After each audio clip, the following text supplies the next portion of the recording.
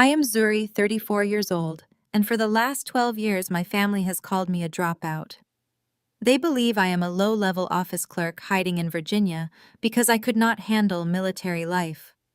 Last night at a $4,000 dinner celebrating my brother becoming a Navy SEAL, his fiancée threw an $800 bill in my face and told me losers pay for themselves. I did not argue. I just handed the waiter my black titanium Centurion card and paid for the entire table. Before I tell you how I brought my family's empire crashing down, let me know where you are watching from in the comments below. Hit like and subscribe if you have ever had to prove your worth to people who treated you like you were invisible. The clinking of crystal glasses and the heavy scent of seared Wagyu beef filled the private dining room of San Diego's most exclusive steakhouse. We were supposed to be celebrating. My younger brother Marcus had just finished his grueling basic underwater demolition training to become a Navy SEAL. He sat at the head of the heavy mahogany table, his chest puffed out under his crisp uniform, soaking up the adoration from our parents, Calvin and Denise. Next to him sat his fiancée, Chloe. She came from a long line of wealthy military officers and never missed an opportunity to remind us of her pedigree. I sat quietly at the far end of the table, sipping my water. To them, I was just Zuri, the ultimate family disappointment, who washed out of Navy boot camp 12 years ago. They had absolutely no idea that my brief stint in basic training ended only because I was quietly extracted by the Joint Special Operations Command. They definitely did not know I was now a colonel running covert cyber intelligence and overseeing the exact billion-dollar defense contracts my father was desperately trying to win. The dinner had been an exhausting display of pure arrogance.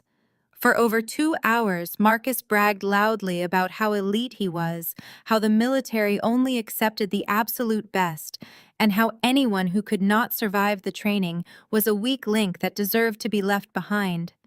Every time he used the word dropout, he shot a pointed, mocking look down the table at me. My parents just laughed and raised their glasses, completely validating his disrespect. Chloe chimed in continuously, talking about how her family of war heroes was so excited to welcome a real man into their ranks. I did not engage in their boasting. I did not try to defend my life or my career. I simply observed them, letting them wallow in their own superiority. Then came the moment that was carefully orchestrated to be my ultimate humiliation. The waiter approached our table carrying a sleek black leather folder containing the bill. Before he could set it down near my father, Chloe reached out and snatched it with her manicured hand. She opened the folder, her eyes scanning the itemized list of imported wine, premium steaks, and decadent desserts. A cruel, calculated smile spread across her face. She reached into her designer purse, pulled out a gold pen, and performed a quick calculation on a crisp white napkin. She ripped the napkin in half, placed it on top of a separate receipt, and slid it directly across the polished wood table. It stopped right in front of my plate. I looked down. Written on the napkin in bold red ink was the number $800. Chloe leaned forward, resting her elbows on the table. Her voice was loud enough for the neighboring tables to hear, dripping with that specific brand of condescending sweetness designed to completely embarrass. Marcus tells me you only work a lowly desk job in Virginia, Zuri. We are the future of the United States military tonight. My fiancé is going to be a hero protecting this country. You are just a dropout. In my family, we believe that failures should pay their own way. This family does not carry dead weight, so you can cover your own portion. We will take care of the rest. The silence at our table was deafening. I slowly looked up from the receipt and met my brother's eyes. Marcus was smirking, taking a slow sip of his beer, clearly enjoying the show his fiancée was putting on. I looked at my mother. She was busy adjusting her diamond necklace, intentionally looking away, completely unbothered by the fact that her future daughter-in-law was publicly degrading her own flesh and blood. My father actually nodded in agreement, crossing his arms over his chest, as if I were a rebellious teenager being taught a necessary lesson in financial responsibility. They expected me to react emotionally. They wanted me to flush with embarrassment, to stammer about not having the funds to pay an $800 bill, to beg my father to cover it, or to run out of the restaurant in tears, just like they claimed I ran away from boot camp all those years ago. They wanted to feed their own superiority complex by crushing my dignity in a room full of wealthy strangers. I did not raise my voice. I did not argue. I did not even break eye contact with Chloe. Instead, I calmly set my glass down. I reached into the inner pocket of my blazer and pulled out my wallet. I bypassed the standard bank cards and slid out a heavy matte black titanium card. It was an American Express Centurion card. A card available by invitation, only requiring a spending history and net worth that my parents could not achieve in a lifetime of running their logistics company. I held the heavy black card between my index and middle fingers and signaled the waiter, who had been standing awkwardly a few feet away, witnessing the entire humiliating exchange. He stepped forward quickly, his eyes darting between Chloe and me. I handed him the solid titanium card. "Please run this for the entire table," I said, my voice completely smooth and projecting effortlessly over the ambient noise of the restaurant. "The total is roughly $4,000, and please add a 30% tip for your excellent service tonight. Do not split the check. I am covering everything." The waiter felt the weight of the metal card. His eyes widened slightly as he recognized exactly what it was, and his posture immediately shifted to one of profound respect. "Right away, madame," he said with a sharp nod, turning quickly on his heel to process the payment. I slowly turned my gaze back to Chloe. The smug, triumphant smile had completely vanished from her pale face. It was replaced by a look of utter confusion and profound shock.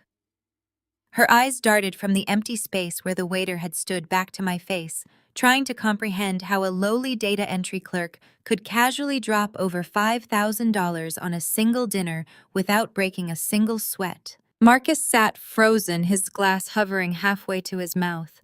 My parents stared at me, their brows furrowed as their brains struggled to process the contradiction between the failure they believed I was and the undeniable display of immense wealth they had just witnessed.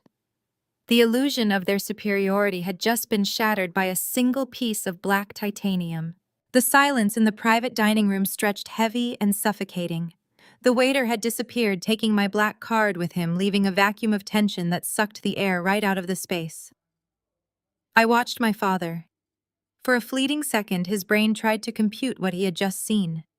The heavy matte titanium card. The casual authorization of a $4,000 tab without a second thought. But acceptance was not in Calvin Harrison's nature. His face transformed, the initial pale shock rapidly giving way to a deep, dangerous shade of purple. The veins in his thick neck stood out like cords. This was his classic tell. When faced with a reality he could not control or understand, he resorted to pure destructive rage. He leaned forward, his large hands gripping the edge of the mahogany table so tightly his knuckles turned white. Suddenly he lashed out. His heavy arms swung wide in a violent arc, striking his crystal water glass. It tipped over and shattered against a fine bone china plate with a sickening crash. Ice and water cascaded across the pristine white tablecloth, dripping steadily onto my mother's designer silk dress. Denise gasped, pulling her chair back abruptly, but nobody moved to clean up the mess. The mess was not the point. The intimidation was. "What kind of sick game are you playing, Zuri?" my father hissed. His voice trembled with a venomous fury that felt entirely disproportionate to someone simply paying for a dinner. He pointed a thick, shaking finger directly at my face. "Did you steal that card from some boss you are sleeping with? Or did you commit credit fraud just to sit here and pretend you are something you are not? You always have to do something desperate to cover up your own incompetence." I sat perfectly still, my hands resting lightly in my lap. I did not flinch when the glass shattered, and I did not blink at his horrible accusations. Any normal parent would be proud. Any normal father would be thrilled to discover his daughter was financially independent and successful. But not Calvin. In his rigid patriarchal mind, I was permanently cemented as the failure of the family. If I possessed something valuable, I must have stolen it. If I held power, I must have compromised my morals to obtain it. To admit that I had earned it would mean admitting he had been wrong about me for over a decade. I briefly shifted my gaze to Marcus. My brother, the supposed elite warrior, the man who was trained to handle high-pressure combat situations, was cowardly looking down at his lap.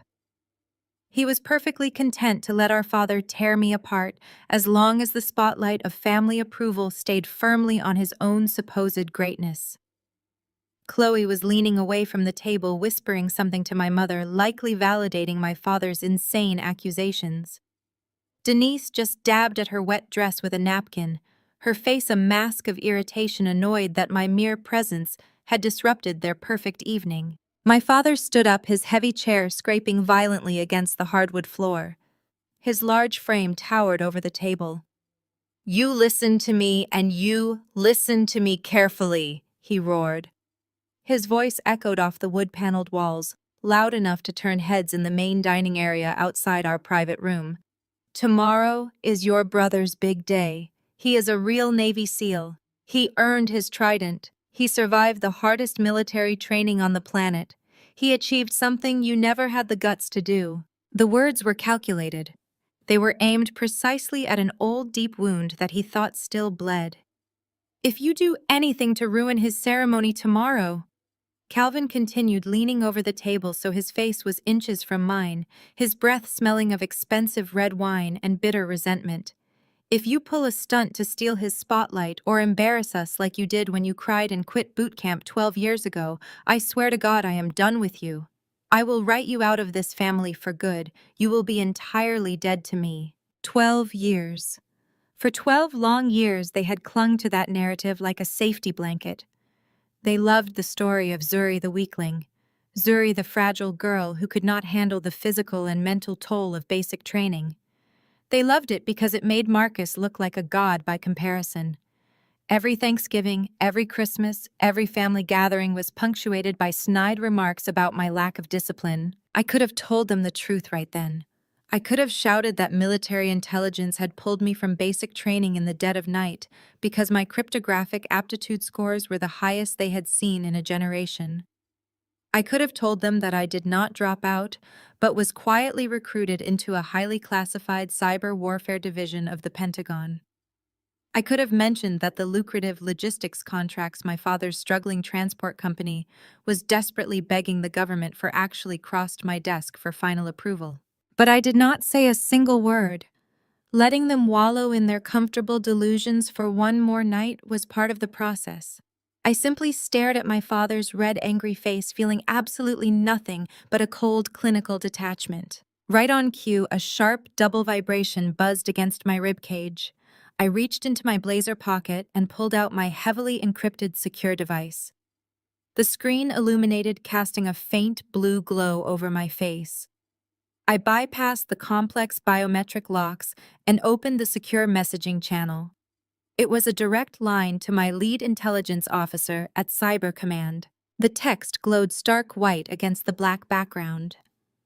"Colonel, the classified files regarding Calvin Harrison's fraudulent Department of Defense logistics bids are fully compiled. We have traced the shell companies and the offshore accounts. Additionally, the digital evidence of Marcus Harrison's physical test violations and forged tactical credentials at Basic Underwater Demolition School has been secured. They are entirely compromised. Awaiting your final orders." I locked the screen and slid the phone back into my pocket. My family was still staring at me, waiting for me to break. They expected tears. They expected a desperate, stammering apology. Instead, I looked directly into my father's furious eyes, picked up my glass of water, and offered a calm, chilling smile. I placed my water glass back on the mahogany table with a soft, definitive clink. Without a single word of defense, without a single apology to soothe his fragile ego, I turned my back on Calvin Harrison's purple, rage-filled face. The heavy oak door of the private dining room clicked shut behind me, instantly muting my father's continued sputtering and my mother's dramatic sighs. I walked through the main dining room with calm, measured steps, feeling the sudden sharp contrast between their desperate, loud arrogance and my absolute silence. The waitstaff parted respectfully as I moved toward the exit, their eyes wide, having clearly caught wind of the data entry clerk, who had just casually dropped a black titanium American Express card to clear a $4,000 bill. Stepping out into the crisp, cool San Diego night air, I approached the valet stand and handed over my ticket. I enjoyed the brief moment of solitude, the quiet hum of the city traffic providing a welcome relief from the suffocating toxicity of my family. But the peace was incredibly short-lived. The heavy brass doors of the steakhouse swung open violently behind me. The unmistakable sound of my mother's sharp complaining voice and my father's heavy aggressive footsteps signaled that the entire family had followed me out. Marcus and Chloe were right beside them. I glanced over my shoulder. Chloe was gripping a half-full crystal glass of Cabernet Sauvignon that she had brazenly carried out of the restaurant, a perfect display of her entitled belief that standard rules simply did not apply to her or her future husband. They stood a few feet away on the concrete curb, shooting absolute daggers at me. My mother was loudly lamenting to my father about my blatant disrespect, purposely raising her voice so the valet attendants and other waiting patrons could hear every word. She spun a quick rehearsed narrative about how ungrateful I was, how I always ruined their special occasions with my terrible attitude, completely ignoring the fact that I had just paid for the very occasion she was crying about. Marcus stood tall, puffing his chest out and adjusting his crisp white uniform collar, desperately trying to reclaim the alpha status he felt he had lost when his dropout sister bailed him out financially. My sleek dark sedan was pulled around by the valet, the headlights cutting through the dim parking lot. As I stepped forward to take my keys and tip the driver, Chloe suddenly rushed past my parents. She moved with a strange, frantic energy, her designer heels clicking sharply against the pavement. Her mind was clearly racing. She was not going to let me leave on my own terms. She needed the absolute last word. She needed to physically reassert her dominance over the family failure to prove that her pedigree made her untouchable. As I reached for the door handle, Chloe lunged forward. She forced her ankle to roll in an exaggerated, highly theatrical stumble. She threw her arms out wildly, and the dark contents of her crystal glass flew straight forward. A heavy dark splash of vintage red wine hit the bodice of my dress. It was not just any dress. It was an exclusive custom-tailored piece from a private designer in Milan, understated in its elegance, but worth significantly more than the flashy engagement ring Marcus had bought her. The deep crimson liquid rapidly spread across the pale silk fabric, a glaring, sticky mess that immediately soaked through to my skin, sending a cold shiver down my chest. Before I could even take a step back, Chloe crashed into me, her hands gripping my shoulders tightly as if to steady herself. Her face pressed uncomfortably close to mine. The heavy, sweet scent of alcohol mixed with her expensive floral perfume filled my senses. Her previous look of clumsy panic vanished instantly, replaced by a cold, deeply malicious sneer. She leaned her mouth right next to my ear, ensuring no one else could catch a single syllable of her true intentions. "I am just making sure the ugly dropout duckling does not try to outshine my prestigious lineage of elite white military wives tomorrow," she whispered. Her voice dropped into a raspy, venomous hiss. "You might have found some pathetic sugar daddy to pay for your dinner tonight, Zuri, but you are still a complete loser. Know your place. You are a dirty stain on this family, just like that dress." She pulled back quickly, her hands flying to her mouth in a flawless picture of mock horror. "Oh my gosh, Zuri, I am so incredibly sorry," she gasped loudly, projecting her voice to ensure my parents and the valet attendants caught her brilliant performance. "I just lost my footing in these new heels. It was a total accident." My mother let out a sharp sigh of profound annoyance, marching over to us. "Honestly, Zuri, if you had not been rushing off in such a dramatic huff, Chloe would not have tripped trying to politely say goodbye to you. Look at the absolute mess you caused. You are always so careless." My father snorted in agreement, crossing his arms and shaking his head at my apparent clumsiness. Even now, with my dress ruined by her deliberate action, they twisted the reality to make me the villain, and Chloe the poor innocent victim. Marcus actually stepped forward and put a protective arm around Chloe's waist, glaring at me as if I had assaulted his fiancée. I looked down at the ruined silk. The wine was cold and uncomfortable, but the fury in my chest burned incredibly hot and purely focused. I did not raise a hand to wipe the liquid away. I did not scream at Chloe for her blatant assault. I did not waste my breath defending myself against my mother's completely twisted logic. My tactical training kicked in, overriding any impulsive emotional reaction. They wanted a screaming match in a parking lot. They wanted me to look crazy. I was going to give them nothing. Instead, I slowly reached back into the inner pocket of my blazer. I pulled out my secure communication device. The heavily encrypted screen lit up, casting a pale blue glow over my face in the shadows of the valet stand. I bypassed the security protocols and opened the direct command channel to my lead intelligence officer at Cyber Command. I stared at the blinking cursor for a fraction of a second. For years, I had held off.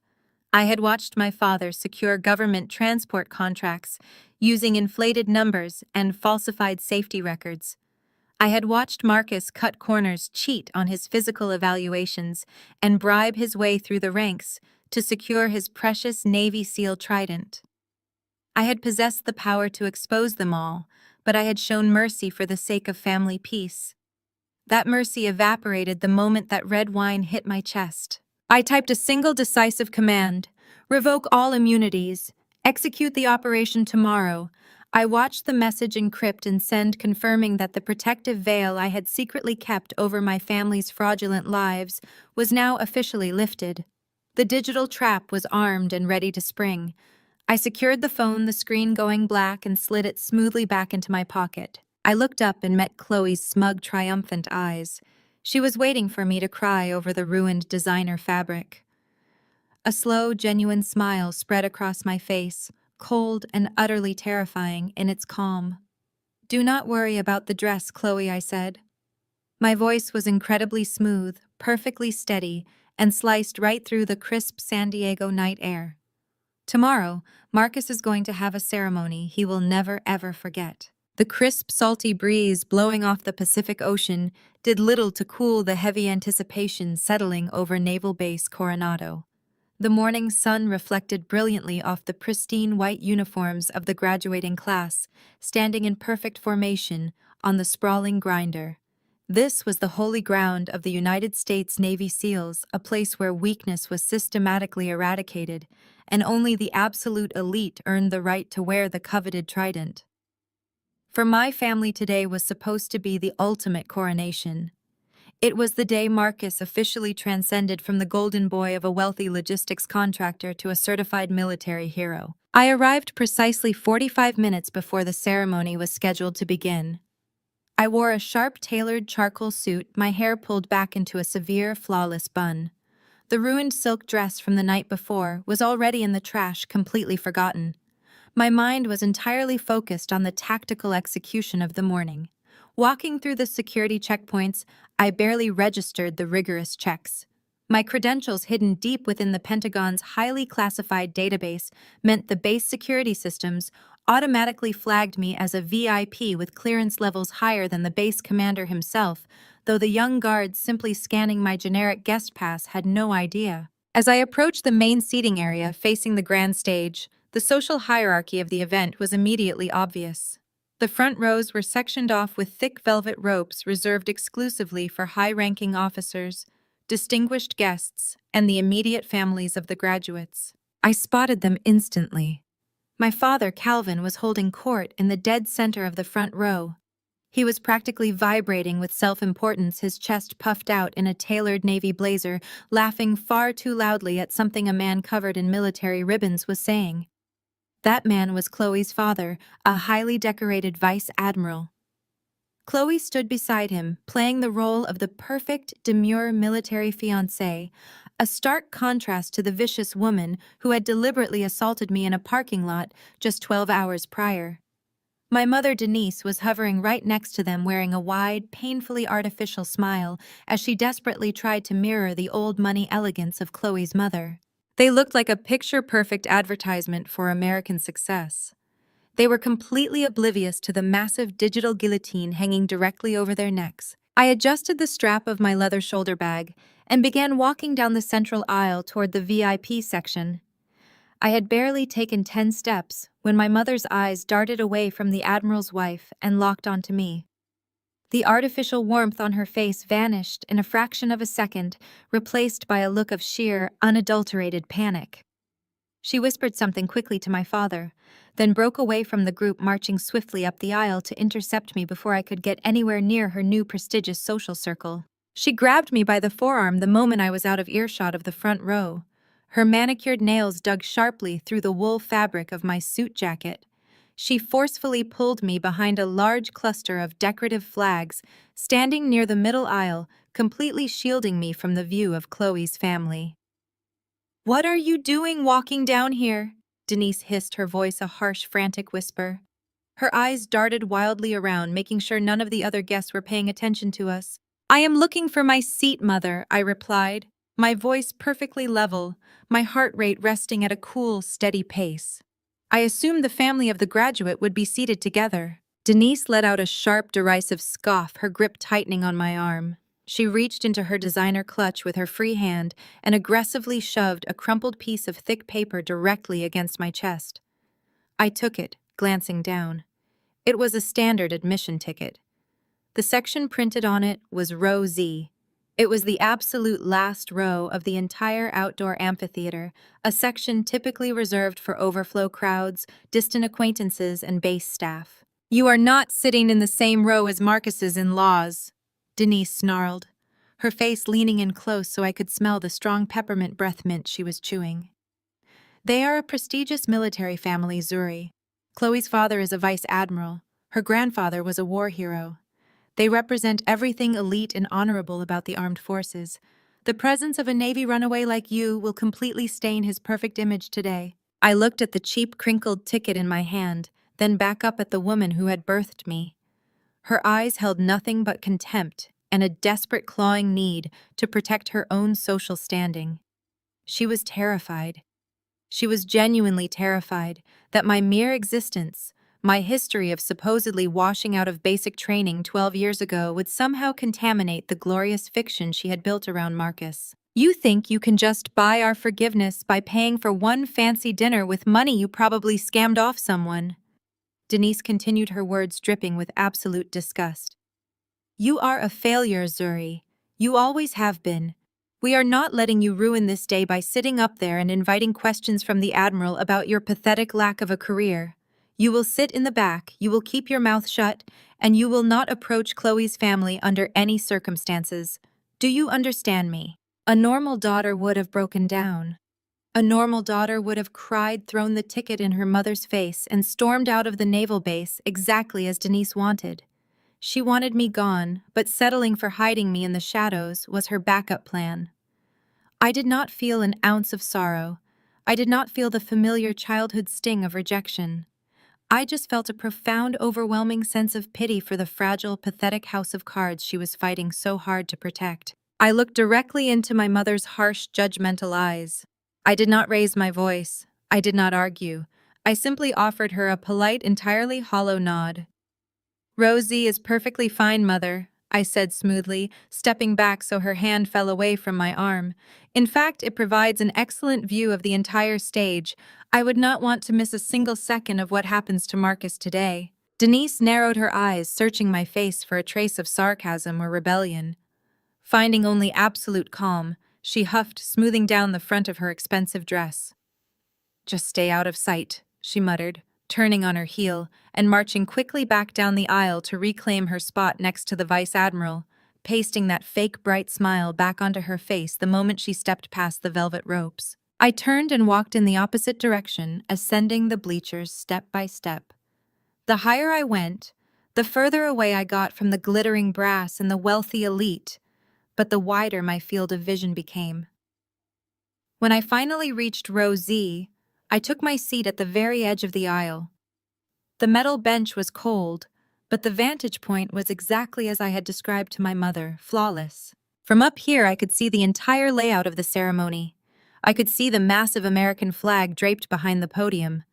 I could see the graduates standing at attention in the staging area to the left. I could see my father laughing and clapping Chloe's father on the shoulder, entirely convinced he had finally secured his place among the untouchable American elite. More importantly, from Roside, I could see the subtle, invisible movements of the people who actually controlled this base. I crossed my legs and casually rested my hands on my lap. To my left, standing near one of the main exit arches, a man in a sharp civilian suit caught my eye. He reached up, seemingly adjusting his sunglasses, and gave me a barely perceptible nod. To the right of the main stage, a woman in a standard navy dress uniform briefly turned her head toward the back row and mirrored the exact same gesture. They were Joint Special Operations Command operatives, my operatives. They were perfectly positioned, entirely blended into the background and waiting for my signal. I reached into my bag and pulled out my encrypted device. The screen was already glowing with a secure message from my cyber warfare division back in Virginia. The data packet containing Calvin Harrison's fraudulent defense contracts and Marcus Harrison's forged tactical credentials had been successfully transmitted to the base commander's secure terminal exactly 5 minutes ago. The digital locks were blown. The truth was now sitting directly on the desk of the man preparing to hand Marcus his trident. I locked the phone and slid it away. A heavy booming voice echoed over the massive public address system, requesting that all guests take their seats as the presentation of the graduating class was about to begin. The crowd quieted instantly, a wave of respectful silence washing over the amphitheater. The military band struck up a sharp, rhythmic march. Down in the front row, I watched my mother excitedly grab my father's arm. Chloe leaned forward, her phone already raised to record the moment her fiancé became a hero. They were practically glowing with unwarranted pride. I leaned back against the cool metal railing of row Z, my eyes fixed sharply on the center of the stage. Denise was right about one thing. Sitting in the back row was the perfect place for me today. It was the only place where I could comfortably watch the entire Harrison family empire burn to the ground. The military band finished their sharp rhythmic march, the final brass notes ringing out clearly across the sprawling black asphalt of the grinder. A crisp ocean breeze swept over the Coronado base, snapping the halyards against the flagpoles. The crowd settled into a respectful, expectant silence as the base commander, Captain Elias Vance, approached the heavy wooden podium. He was a man carved from granite, his chest heavy with commendations earned through decades of actual, genuine sacrifice. He spoke with a gravelly authority about the grueling, unforgiving crucible of basic underwater demolition/SEAL training. He spoke of the brutal physical toll, the psychological warfare, and the unbreakable brotherhood forged in the freezing Pacific waters during Hell Week. From my vantage point in row Z, I watched my father nod solemnly in the front row, his chest puffed out so far the buttons on his tailored navy blazer looked ready to snap. He was absorbing the commander's words as if they were his own personal achievements. Beside him, Chloe's father, the vice admiral, offered a stoic, approving murmur. Then the moment they had all been waiting for arrived. The names of the graduating class were called one by one. When Marcus Harrison was announced over the booming public address system, the section of the VIP seating containing my family erupted. My mother actually let out a high-pitched shriek of joy, her hands clapping frantically. Chloe bounced on her toes, cheering loudly. Marcus stepped forward from the staging area. He marched across the stage with a rigid, highly exaggerated swagger. His pristine white dress uniform was immaculate, the creases pressed to a razor-sharp edge. He looked exactly like the hero they all desperately wanted him to be. He stopped in front of Captain Vance, saluted sharply, and stood completely rigid as the heavy gold trident was pinned to his chest. For a normal graduate, that would be the end of it. A salute, a handshake, and a step back into the ranks. But my father had pulled strings. He had heavily lobbied the base command, likely leveraging his fraudulent Department of Defense logistics contracts and his impending marriage into a vice admiral's family to secure Marcus the privilege of being the class speaker. Marcus stepped up to the podium. He gripped the edges of the wood, leaning forward with a deeply practiced look of solemn humility that quickly gave way to pure, unadulterated narcissism. "Thank you, Captain Vance." Marcus began, his voice amplified across the entire amphitheater. He paused, letting the silence stretch out, basking in the glow of hundreds of eyes fixed solely on him. They tell you that Bud/S will break you. They tell you that the cold will fracture your mind and the sand will grind down your spirit. And they are right. It is a crucible designed to strip away the weak. But as I stood there in the freezing surf, fighting through the absolute limits of human endurance, I knew I could not fail. I knew I had a legacy to uphold. I sat perfectly still on my cold metal bench. I watched him bloviate, spinning a masterful web of lies. I knew the exact cost of that legacy. I knew about the forged stamina reports. I knew about the heavily bribed medical officers who conveniently looked the other way when Marcus failed his underwater breath-holding requirements.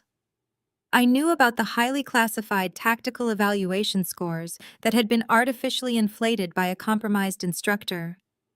He had not survived the crucible. He had bought his way around it. Marcus looked directly down into the front row, locking eyes with our father. I drew my strength from the man sitting right here. Calvin Harrison, a man of absolute integrity, a man who built an empire from the ground up on the principles of honest, unyielding hard work. He taught me that a Harrison never backs down from a fight. The sheer audacity of the lie was almost impressive.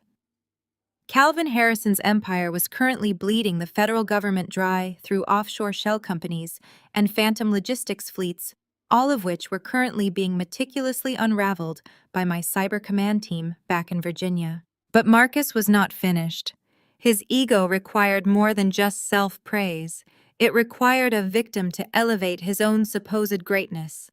He shifted his gaze, sweeping over the crowd, his voice dropping into a tone of mock sorrow mixed with biting arrogance. "This trident is a symbol of unyielding perseverance," Marcus declared, his voice echoing off the surrounding concrete buildings. "It separates the elite from the ordinary. This level of excellence, this absolute peak of human performance, is not meant for everyone." He paused, letting the weight of his impending insult hang in the air. "It certainly is not for weak quitters who abandon their posts when things get difficult. It is not for those who lack the fortitude to finish what they start, those who would rather run away in the dead of night and stain a proud family tradition of strength. We are the elite because we stay when others break." The words were a direct, undeniable missile aimed straight at the back of the amphitheater.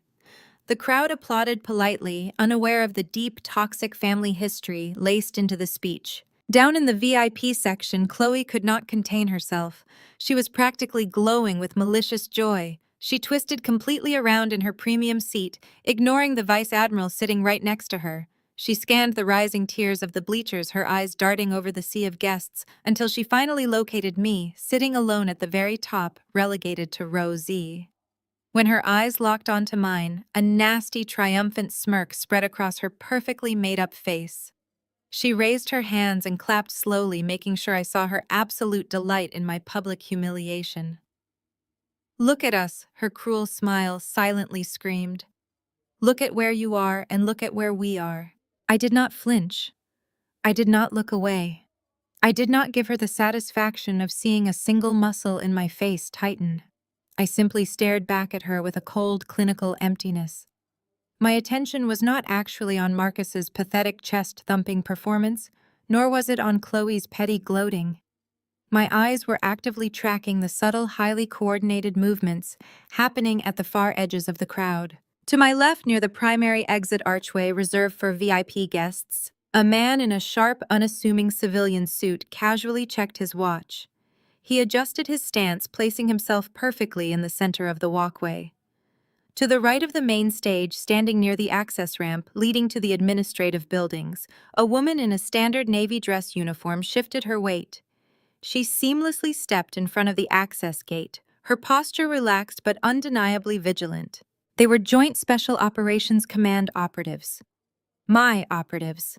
Highly trained, completely invisible to the untrained eye, and absolute masters of spatial control.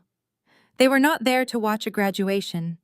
They were there to build a cage. I caught the eye of the man in the suit. Over the heads of 1,000 cheering guests across 100 yards of bright morning sunlight, he gave me a single, barely perceptible nod. I smoothly shifted my gaze to the woman on the right. She mirrored the exact same gesture, her hand resting casually just inches from her concealed sidearm. The perimeter was locked, the main exits were choked, the net was fully cast, and the Harrison family had willingly walked right into the dead center of it. I gave a slow, deliberate nod of confirmation back to my team. On the stage, Marcus was wrapping up his speech to a crescendo of applause. But my eyes darted away from his smiling face to the background of the stage. Standing just behind the heavy velvet curtains, Captain Vance's adjutant had suddenly appeared. The young lieutenant looked visibly pale, his jaw clenched tight. He was holding a heavily encrypted military-grade tablet. He stepped forward, interrupting the ceremonial flow, and urgently tapped Captain Vance on the shoulder. The base commander leaned back from the podium, clearly annoyed by the breach of protocol. The adjutant whispered rapidly into the captain's ear and handed him the tablet. From the top row of the bleachers, I watched the exact second the digital payload I had launched from the restaurant parking lot detonated in the real world. Captain Vance looked down at the glowing screen. I knew exactly what he was seeing. The offshore bank routing numbers, the falsified invoices from Calvin Harrison's transport company, the irrefutable, unalterable digital footprint of Marcus's bribes to the BUD/S medical staff. The hard, undeniable proof that the man currently smiling at the crowd was a complete and utter fraud. Captain Vance's posture went completely rigid. The ceremonial pride vanished from his weathered face, replaced instantly by a look of furious, cold disgust. He slowly raised his eyes from the tablet. He did not look at the cheering crowd. He did not look at the vice admiral in the front row. Captain Vance looked directly at Marcus's back. Then slowly his furious gaze drifted down to the front row, locking dead onto Calvin Harrison's beaming, arrogant face. Down below, Chloe turned back around to face the stage, still smiling her toxic smile, entirely ignorant of the fact that the ground beneath her expensive designer heels was about to violently give way. Captain Vance did not halt the ceremony. A public scene on the grinder in front of hundreds of civilians and the press was completely against Navy protocol. But the air around the podium had flash frozen. He moved through the final dismissals with a mechanical, clipped efficiency entirely devoid of the ceremonial warmth he had displayed just moments prior. When the final command was given, and the graduates broke formation, the customary photo opportunity with the base commander was conspicuously absent. Vance turned his back on the front row, completely ignoring Calvin Harrison's outstretched hand, and marched directly toward the administrative wing with his adjutant close behind. My father simply blinked, his thick hand suspended in the empty air. I watched from the top of the bleachers as he quickly recovered, smoothing his jacket and laughing loudly, clearly rationalizing the slight as a sudden matter of urgent military business. He turned to Marcus, slapping him on the back, instantly engulfed in a swarm of well-wishers and sycophants. They were completely oblivious to the fact that the man who had just pinned the trident on Marcus was currently mobilizing the base's Judge Advocate General Corps. I took my time descending the metal steps. I let the crowd thin out, allowing the sea of white uniforms and pastel dresses to flow toward the various reception areas scattered across the base. The general admission crowd was directed toward the main mess halls and outdoor pavilions. The elite, however, were making their way toward the Admiral's Club, a highly secure private banquet facility reserved strictly for top brass distinguished dignitaries and the immediate families of the honored graduates. I walked at a steady, measured pace. The California sun was bright, casting long, sharp shadows across the manicured lawns of the base. I did not check my phone again. The digital snare was perfectly set. Now it was time to watch them walk into the physical one. The entrance to the Admiral's Club was imposing. Heavy tinted glass doors were flanked by 2 armed sentries in crisp uniforms standing beside a digital security pedestal. The patio outside the doors was already buzzing with high-ranking officers holding crystal flutes of champagne, mingling with wealthy families. As I approached the base of the wide stone steps leading up to the entrance, I saw her. Chloe had positioned herself right at the threshold, perfectly intercepting anyone attempting to walk through the doors. She held a fresh glass of champagne, her posture radiating an absurd level of unearned authority. She was practically vibrating with the thrill of her new proximity to military power. She was scanning the approaching crowd, playing the role of the elite gatekeeper. Her eyes landed on me. The smug, condescending smile that had been plastered on her face all morning instantly sharpened into a look of territorial hostility. She stepped forward, planting herself directly in the center of the walkway, completely blocking my path to the glass doors. She held up her free hand, palm facing outward, her chin tilted up to look down her nose at me. "Zuri, stop right there!" Chloe commanded, her voice loud enough to draw the attention of several nearby officers and guests. She let out a sharp, mocking sigh, shaking her head, as if dealing with a lost, particularly stubborn child. "I really cannot believe you actually followed us here. Did you not understand a single word Marcus said up on that stage?" I stopped on the step just below her, my hands resting loosely at my sides. I maintained a completely blank clinical expression, allowing her to dig her own grave as deep as she possibly could. "This area is restricted, Zuri." She continued, her tone dripping with venomous condescension. "This reception is exclusively for high-ranking officers and the direct, respectable families of the elite graduates. It is a place for people who honor the uniform." She gestured wildly with her champagne glass toward the sprawling base behind me. "The civilian overflow area is back by the mess hall. They have generic punch and folding chairs. That is where you belong. You are not going to stain Marcus's perfect image by lingering around people of actual prestige." Denise suddenly appeared behind Chloe, her face flushing with anger as she realized I had ignored her previous orders. She reached out, gripping Chloe's shoulder in a show of unified hostility. "I told you to stay out of sight," my mother hissed, her voice a harsh, frantic whisper. "We are currently sitting at a table with the Vice Admiral. If you walk in there looking like a lost civilian, they will ask questions. They will ask what you do. I will not be humiliated by having to admit my daughter is a data entry clerk who could not even survive basic training. Turn around and walk away right now, or your father will have base security escort you off the premises." I did not offer a single word of defense. I did not argue, and I certainly did not turn around. The absolute silence emanating from me seemed to infuriate them even more. They thrived on chaos, on shouting matches, on making me yield to their aggression. My utter lack of a reaction was short-circuiting their usual tactics. I stepped up onto the landing, closing the distance, so I was standing directly in front of Chloe and my mother. Chloe bristled, her eyes flashing with outrage, preparing to shout for the sentries. I calmly raised my left hand. Held lightly between my index and middle finger was a solid black identification card. It lacked the standard barcodes or generic military insignia of a regular access pass. It bore only a gold-embedded microchip and a specialized holographic seal.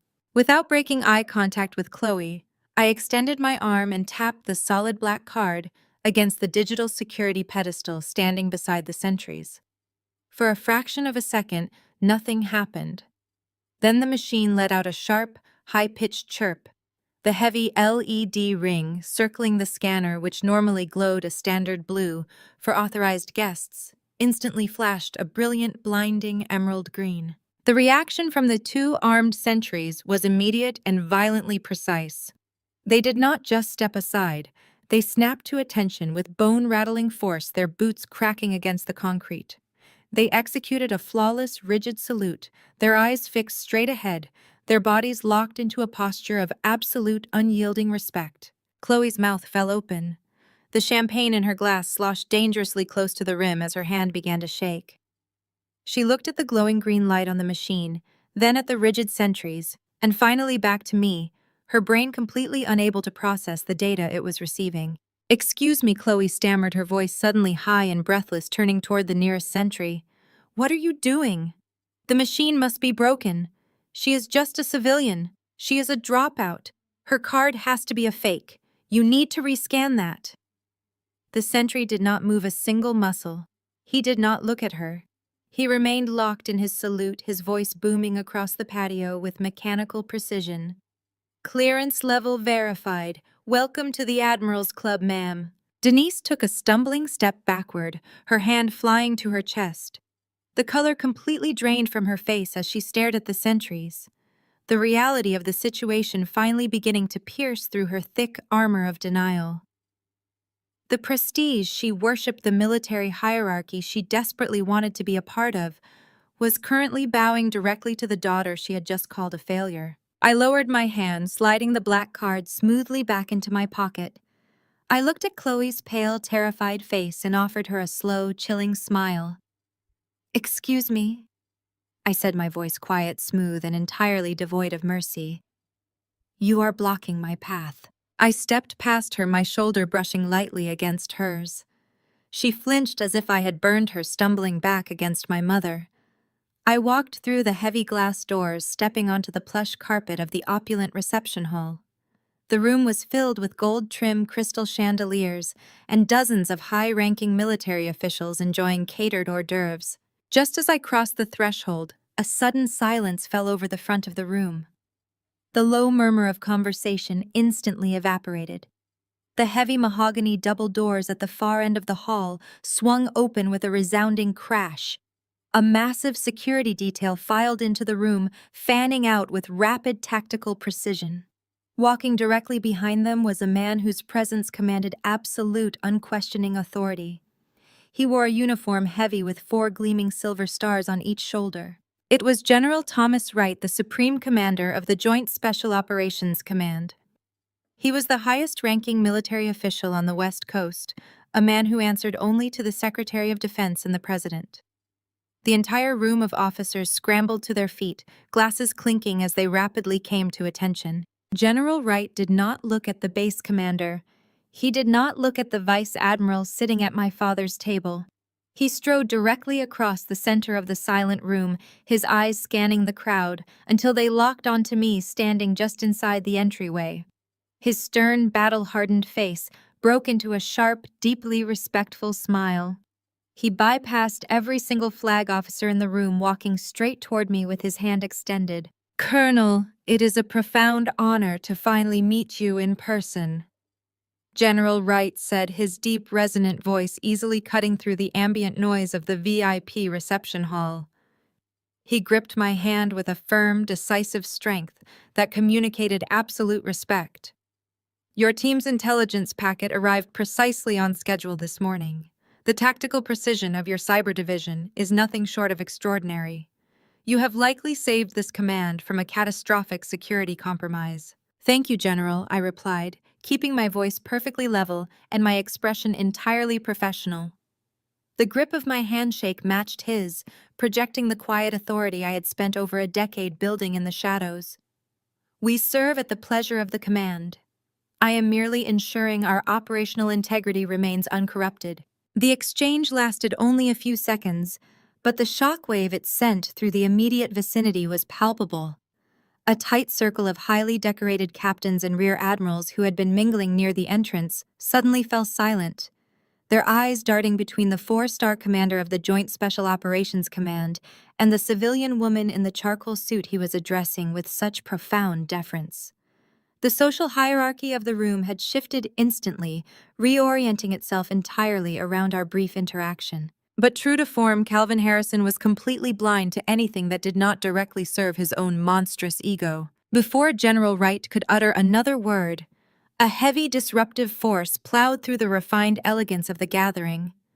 My father bulldozed his way past a group of distinguished senior officers, his large frame taking up entirely too much space, his movements clumsy and aggressive. He was gripping Marcus tightly by the bicep, practically dragging my brother through the crowd like a prized hunting dog being led to a showcase. Calvin was sweating slightly, his face flushed with a toxic mixture of expensive scotch and raw, unadulterated greed. His eyes were locked with a predatory intensity onto the 4 silver stars gleaming on General Wright's shoulders. This was his ultimate target. This was the pinnacle of his pathetic social climbing. To Calvin, a 4-star general was not a military leader, but a walking, talking defense contract waiting to be exploited. He did not even register the fact that General Wright was currently engaged in a private conversation. He certainly did not register that the conversation was with me. To my father, I was nothing more than an inconvenient piece of furniture occupying space in a room where I did not belong. He stepped aggressively forward, physically forcing his way into the tight space, and forcing me to take a half step back to avoid his heavy elbow. "General Wright." "What an absolute privilege," Calvin boomed, his voice far too loud, shattering the dignified hum of the room. He thrust out a thick, glossy business card with gold-embossed lettering, shoving it directly into the space between the general's chest and my shoulder. Calvin Harrison, CEO of Harrison Global Logistics. We currently handle major transport and supply chain routing for the Pacific Fleet out of San Diego. I have been meaning to get a direct audience with JSOC Procurement regarding your specialized equipment transport needs. We offer unparalleled discretion and off-the-books routing efficiencies that could save your command millions. It was a crass, desperate, and wildly inappropriate pitch. The sheer vulgarity of launching into a transactional business proposal at a private graduation reception was staggering. Several officers standing nearby actually took a physical step backward, creating a wide berth around my father, as if his profound lack of self-awareness was a contagious disease. But Calvin, entirely tone-deaf and fueled by his own narcissism, pushed forward, interpreting the stunned silence of the room as captivated attention. He suddenly yanked Marcus forward by the shoulder, roughly maneuvering him to stand shoulder to shoulder with the general. "And this fine young man is my son, Marcus Harrison," Calvin announced, his chest puffing out. So far, the buttons on his blazer strained against the fabric. He just had the trident pinned on his chest 20 minutes ago. Class speaker, top of the line, the absolute best of the best. "We are a family that bleeds military excellence, General. A family that understands what it takes to support the elite operators under your command. I am sure you recognize a true warrior when you see one." Marcus stood tall, puffing out his own chest and adjusting the collar of his pristine white dress uniform. He arranged his face into a mask of stoic, hardened pride. He looked directly at General Wright, fully expecting the 4-star commander to extend a welcoming hand, to offer a brotherly embrace to validate the arrogant speech he had just delivered on the grinder. Marcus expected to be recognized as a peer by the most powerful military man in the hemisphere. The air temperature in our immediate circle seemed to plummet straight to absolute zero. General Thomas Wright did not reach out to take the gold-embossed business card. He did not offer his hand to Marcus. His battle-hardened face, which just moments ago had been lined with a warm, respectful smile, directed at me, transformed into a mask of glacial, terrifying indifference. The silence that stretched between them was agonizing. It was a heavy, suffocating vacuum that slowly began to crush the oxygen right out of my father's lungs. Calvin's outstretched hand, still gripping the glossy card, began to tremble slightly. The red flush on his cheeks darkened into an unhealthy mottled purple as the horrible reality of his social miscalculation began to set in. General Wright looked at the business card floating awkwardly in the air. He then shifted his gaze slowly and deliberately, taking in Calvin's sweating, eager face. Finally, those slate-gray eyes moved to Marcus. The general looked at the shiny new trident pinned to my brother's chest. There was no respect in that gaze. There was no recognition of brotherhood. There was only a profound, freezing contempt, the look of a man who already knew every single dirty, fraudulent secret, hiding beneath that crisp white uniform. The general let the silence hang for another 5 agonizing seconds, ensuring the humiliation baked deep into their bones. Then, with a slow, deliberate movement, General Wright simply adjusted his stance. He did not utter a single word to my father. He did not acknowledge Marcus's existence or the uniform he wore. General Wright turned his broad shoulders a precise 45 degrees, effectively creating a solid wall of absolute military authority that completely shut Calvin and Marcus out of the circle. He moved with the smooth, undeniable grace of a man swatting away a particularly annoying insect without even looking at it. He turned his attention entirely back to me. The glacial freeze melted from his features, instantly replaced once again by that deep, unwavering professional respect. As I was saying, Colonel General Wright continued, his voice warm and perfectly modulated, carrying easily over the stunned silence of the surrounding crowd. The strategic restructuring your division proposed last quarter has already been implemented across our secure networks. I would value the opportunity to have you brief my senior staff on the new cryptographic protocols when you return to Virginia. I held the general's gaze, offering a calm, composed nod. I would be happy to arrange a secure briefing schedule with your adjutant general. The new protocols will ensure that internal vulnerabilities and compromised assets are identified with absolute certainty before they can cause structural damage to the command. Excellent, General Wright, replied, a knowing glint flashing in his eyes. Absolute certainty is precisely what we require when dealing with compromised assets. I briefly allowed my eyes to flick past the general's broad shoulder. Calvin Harrison was still standing exactly where he had been brutally dismissed. His hand remained suspended uselessly in the air, the gold-embossed business card trembling between his thick fingers. The arrogant, boastful energy had been completely drained from his body, leaving behind a hollow, pathetic shell of a man who suddenly realized that his wealth and his bluster were entirely worthless in the face of genuine power. Beside him, Marcus looked as though he had been physically struck. The smug elite warrior persona he had worn on the stage had shattered into a million jagged pieces. His jaw was clenched so tightly, the muscles trembled, and a dark, humiliating red flush crept up his neck, swallowing the pristine white collar of his uniform. The four-star commander of JSOC had looked directly at his highly coveted trident and treated him like an absolute ghost. The rejection was absolute, public, and utterly devastating. Neither of them dared to speak. Neither of them dared to move. They were trapped in the humiliating, suffocating gravity of their own profound insignificance. I turned my attention back to the general, a cold, clinical satisfaction settling deep in my chest as I left my father and brother to drown quietly in the background. General Wright took a half-step back. He was a man who understood battlefield dynamics intimately, and he had clearly assessed the hostile terrain I had just been navigating. He knew exactly what Calvin and Marcus had been trying to do, and he decided to formally and publicly obliterate their existence. He squared his broad shoulders, brought his polished boots together with a sharp, echoing crack that cut straight through the dead silence of the VIP room, and snapped his right hand up to his brow in a flawless, rigid salute. Just cleaning up the mess. Colonel Harrison. It is a profound honor, General Wright said, his deep, resonant voice cutting effortlessly through the ambient noise of the VIP reception hall. He gripped my hand with a firm, decisive strength that communicated absolute, unwavering respect. I did not expect Cyber Command to send their director in person. The entire reception hall froze. The soft hum of classical music, the clinking of expensive crystal, the low murmur of self-important conversations, all of it simply ceased to exist. Time itself seemed to suspend in the heavy, oxygen-starved air.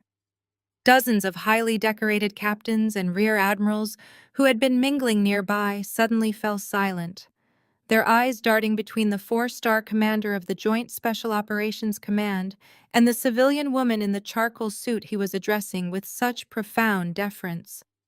The social hierarchy of the room had shifted instantly, reorienting itself entirely around our brief interaction. I smoothly brought my hand up, returning the general's salute with crisp, practiced precision before accepting his handshake. "The honor is mine, General Wright," I replied, my voice steady and commanding, projecting easily across the silent room. When the operational integrity of our armed forces is involved, I prefer to oversee the protocols personally. Before the general could respond, a frantic, highly agitated voice broke the stunned silence. "General, sir, you are mistaken." Marcus stepped forward, practically shoving his way past a stunned rear admiral. His face was a dark mottled red, clashing violently with his pristine white dress uniform. The arrogant, untouchable hero persona he had worn on the stage just an hour ago had completely evaporated. He looked frantic, his chest heaving, his eyes wide with a desperate need to correct what he believed was a massive, humiliating error. He could not fathom a reality where the most powerful military man in the hemisphere was showing deference to his outcast sister. Marcus stopped a few feet away, rigidly coming to attention, though his voice betrayed his absolute panic. "General Wright, sir, with all due respect, you are confusing her with someone else. That is my sister Zuri. She is not a colonel. She is a boot camp dropout. She could not even make it past the first month of basic training. She is just a low-level civilian clerk." The air temperature in our immediate circle seemed to plummet straight to absolute zero. General Thomas Wright did not immediately respond. He slowly turned his broad shoulders, shifting his gaze from me to the newly minted ensign standing before him. The general looked at the shiny new trident pinned to my brother's chest. There was no respect in that gaze. There was no recognition of brotherhood. There was only a profound, freezing contempt. Dropout General Wright repeated the word, rolling off his tongue with a dangerous, quiet edge. He took a single, deliberate step toward Marcus. The sheer physical presence of the four-star commander forced my brother to instinctively take a half-step backward, his polished boots scraping awkwardly against the carpet. Ensign General Wright said, his voice cracking like a whip across the dead, silent room. Colonel Harrison did not drop out. She was secretly extracted and recruited by Army military intelligence in her second week of basic training because her genius-level intellect was entirely wasted on infantry drills. She is the architect of the most sophisticated digital defense infrastructure on the planet. She currently holds life and death power over the entirety of JSOC's cybersecurity network. You will address her with the respect her rank and her unparalleled service demand. Do I make myself absolutely clear? The silence that followed was absolute and suffocating. Somewhere to my right, the fragile crystal of a champagne flute slipped from numb fingers. It hit the polished hardwood floor, shattering into 1,000 glittering pieces. The sharp crash echoed through the hall. I shifted my gaze. Chloe was standing just a few feet away, her hands hovering uselessly in the air, where her drink had been seconds before. The smug, vicious arrogance that had defined her entire existence had completely melted away, replaced by a look of sheer, unadulterated terror. Her mouth hung open, but her vocal cords were entirely paralyzed. She was staring at me as if I had just risen from the dead. The realization was violently rewiring her brain. The woman she had physically assaulted in the parking lot, the woman she had mocked and tried to banish to the overflow bleachers, was not a failure. I was a ghost. I was a predator, operating at a level of authority her precious Vice Admiral father could only dream of reaching. A few yards behind her, my mother Denise was leaning heavily against a cocktail table, her face the color of wet ash.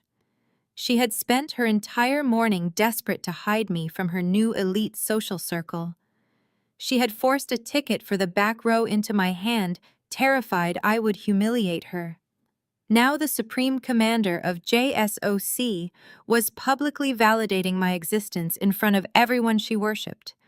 Her entire social climbing fantasy had just been completely and irrevocably incinerated. But it was Calvin Harrison's reaction that truly defined the sickening core of his character. My father had been standing frozen near the bar, watching the entire exchange. For a normal parent, this moment would have brought a crushing wave of guilt. A normal father would have realized the magnitude of his neglect, the sheer cruelty of dismissing his daughter for decades while celebrating a fraudulent son. Calvin felt none of that. As the general's words washed over the room, as the reality of my power and my position finally sank in, I watched his brain skip entirely over remorse and land squarely on raw, unfiltered greed. His eyes widened, practically vibrating in their sockets. He looked at General Wright, then at me. He did not see a daughter. He saw a four-star general showing absolute deference to his flesh and blood. He saw Pentagon defense contracts. He saw unregulated access to the highest echelons of military procurement. He saw a golden goose. Calvin's posture changed instantly. The shock vanished, replaced by an oily, terrifyingly bright smile.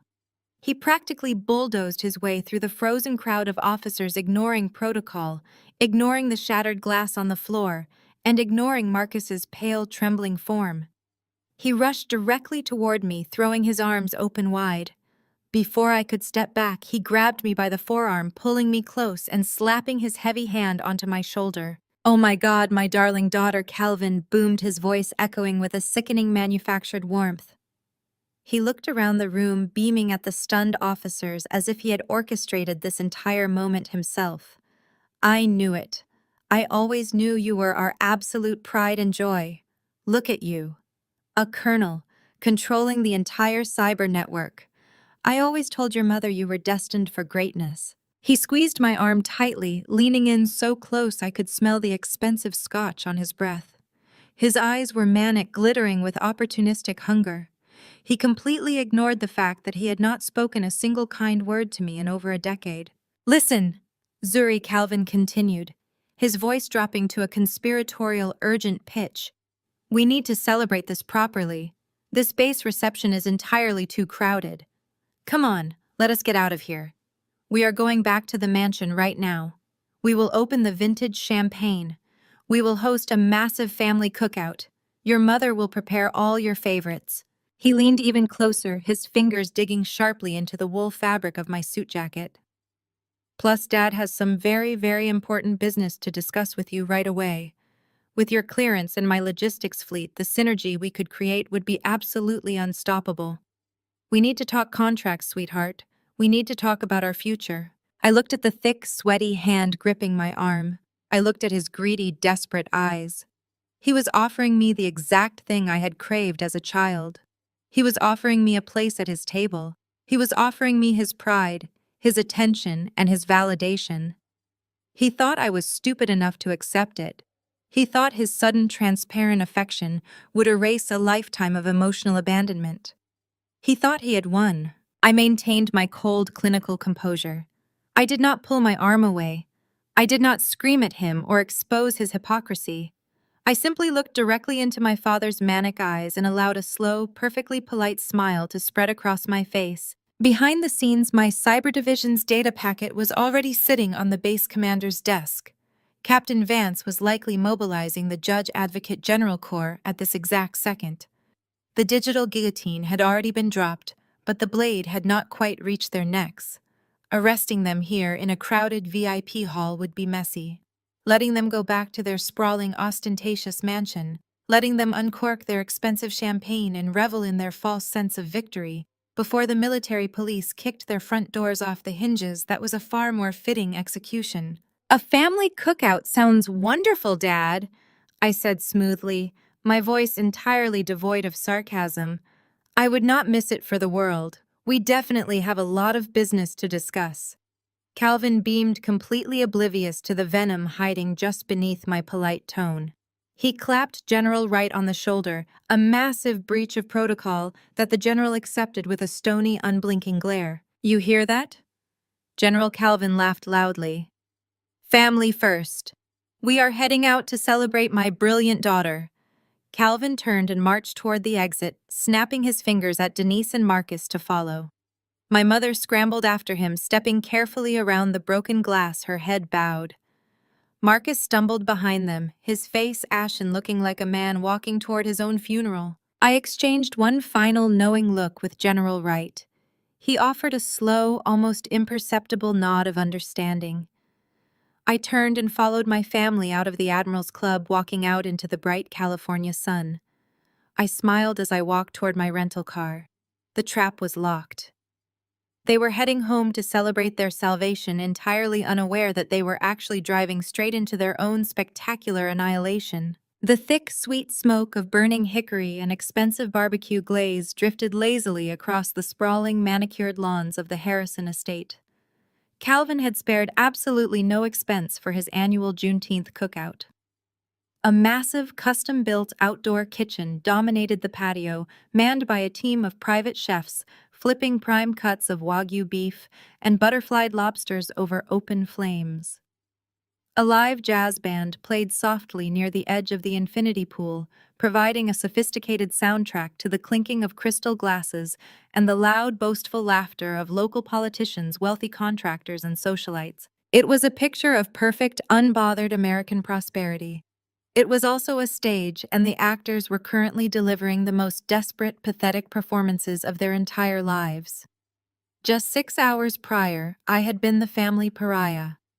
I was the stain on their immaculate image, the basic training washout, who needed to be hidden in the overflow bleachers of the naval base so I wouldn't contaminate their proximity to elite military brass. Now the entire gravitational pull of the Harrison household had violently reversed, and I was the sun they were all desperately trying to orbit. I stood near the edge of the patio, wearing a simple, elegant sundress I had changed into after the ceremony. I held a glass of iced water, watching the grotesque display of hypocrisy unfold before me with the detached clinical fascination of a scientist observing a colony of panicked ants. Zuri, my beautiful, brilliant girl. The high-pitched, syrupy voice belonged to my mother. Denise practically tripped over her expensive wedges as she hurried across the stone patio toward me. She was carrying a porcelain plate piled high with perfectly charred ribs, gourmet potato salad, and grilled asparagus. Her face, which had been contorted with venomous disgust in the VIP lounge just hours ago, was now stretched into a painful, beaming mask of absolute maternal devotion. "You must be absolutely starving after such a long morning," Denise cooed, shoving the heavy plate directly into my hands. "I specifically told the head chef to set aside the absolute best cut of the brisket just for you. You know how much I worry about you eating properly with that incredibly important, stressful job of yours." I looked down at the plate, then back up into my mother's eyes. They were wide and frantic, pleading with me to play along with this sudden manufactured reality. She was terrified. She was trying to bury her lifetime of neglect under a mountain of barbecue sauce and fake affection.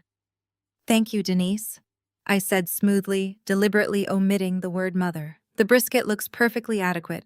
Denise flinched slightly at the cold formality of my tone, but her desperate smile remained glued to her face. "Oh, please, anything for my colonel. We are just so immensely proud of you, sweetheart. We always knew you were destined for absolute greatness." Always. Before I could respond to that breathtaking lie, a new figure stepped into my peripheral vision. Chloe appeared at my right elbow. The Vice Admiral's daughter, the woman who had physically shoved me in a parking lot and tried to banish me from the reception hall, was now holding a crystal tumbler of top-shelf bourbon on a silver tray. Her knuckles were bone white from gripping the edge of the tray so tightly. The muscles in her jaw feathered as she forced herself to swallow every ounce of her patrician pride. Her father had dragged her away in disgust at the base, but Calvin's immediate spin control and the sheer blinding gravity of my four-star connections had clearly forced her back into the fold. Her greed ultimately was much stronger than her dignity. "I noticed you did not have a proper drink, Zuri," Chloe said, her voice tight, strained and painfully submissive. "I had the bartender pour you the 20-year-aged Pappy Van Winkle. Calvin said it was your favorite." She extended the silver tray toward me, lowering her eyes, adopting the exact posture of a hired waitress. I took the crystal tumbler, letting my fingertips brush the cold glass before lifting it. "You remembered," I said softly, taking a slow, deliberate sip, my eyes never leaving her flushed, humiliated face. "How incredibly thoughtful of you, Chloe. Your hospitality is truly a marvel to witness." Chloe swallowed hard, a dark flush creeping up her neck. She forced a stiff, agonizing nod. "We are family now. We have to look out for each other." I smiled, a sharp, cold curving of my lips. "Indeed we do." All right, give her some room. Let the woman breathe." Calvin's booming, jovial voice shattered the tense air. My father pushed his way through a group of local city councilmen, clapping his hands together like a ringmaster. He was sweating heavily, his tailored polo shirt clinging to his chest, his eyes shining with a frantic, predatory energy. He wrapped a heavy, possessive arm around my shoulders, turning me to face the crowd. "Look at her," Calvin practically shouted, making sure every wealthy investor and politician on the patio was listening. "My daughter, Director of Cyber Command, the invisible shield of the United States military. I tell you, raising a genius is not easy, but the payoff is absolute perfection." A chorus of polite, sycophantic laughter rippled through the crowd.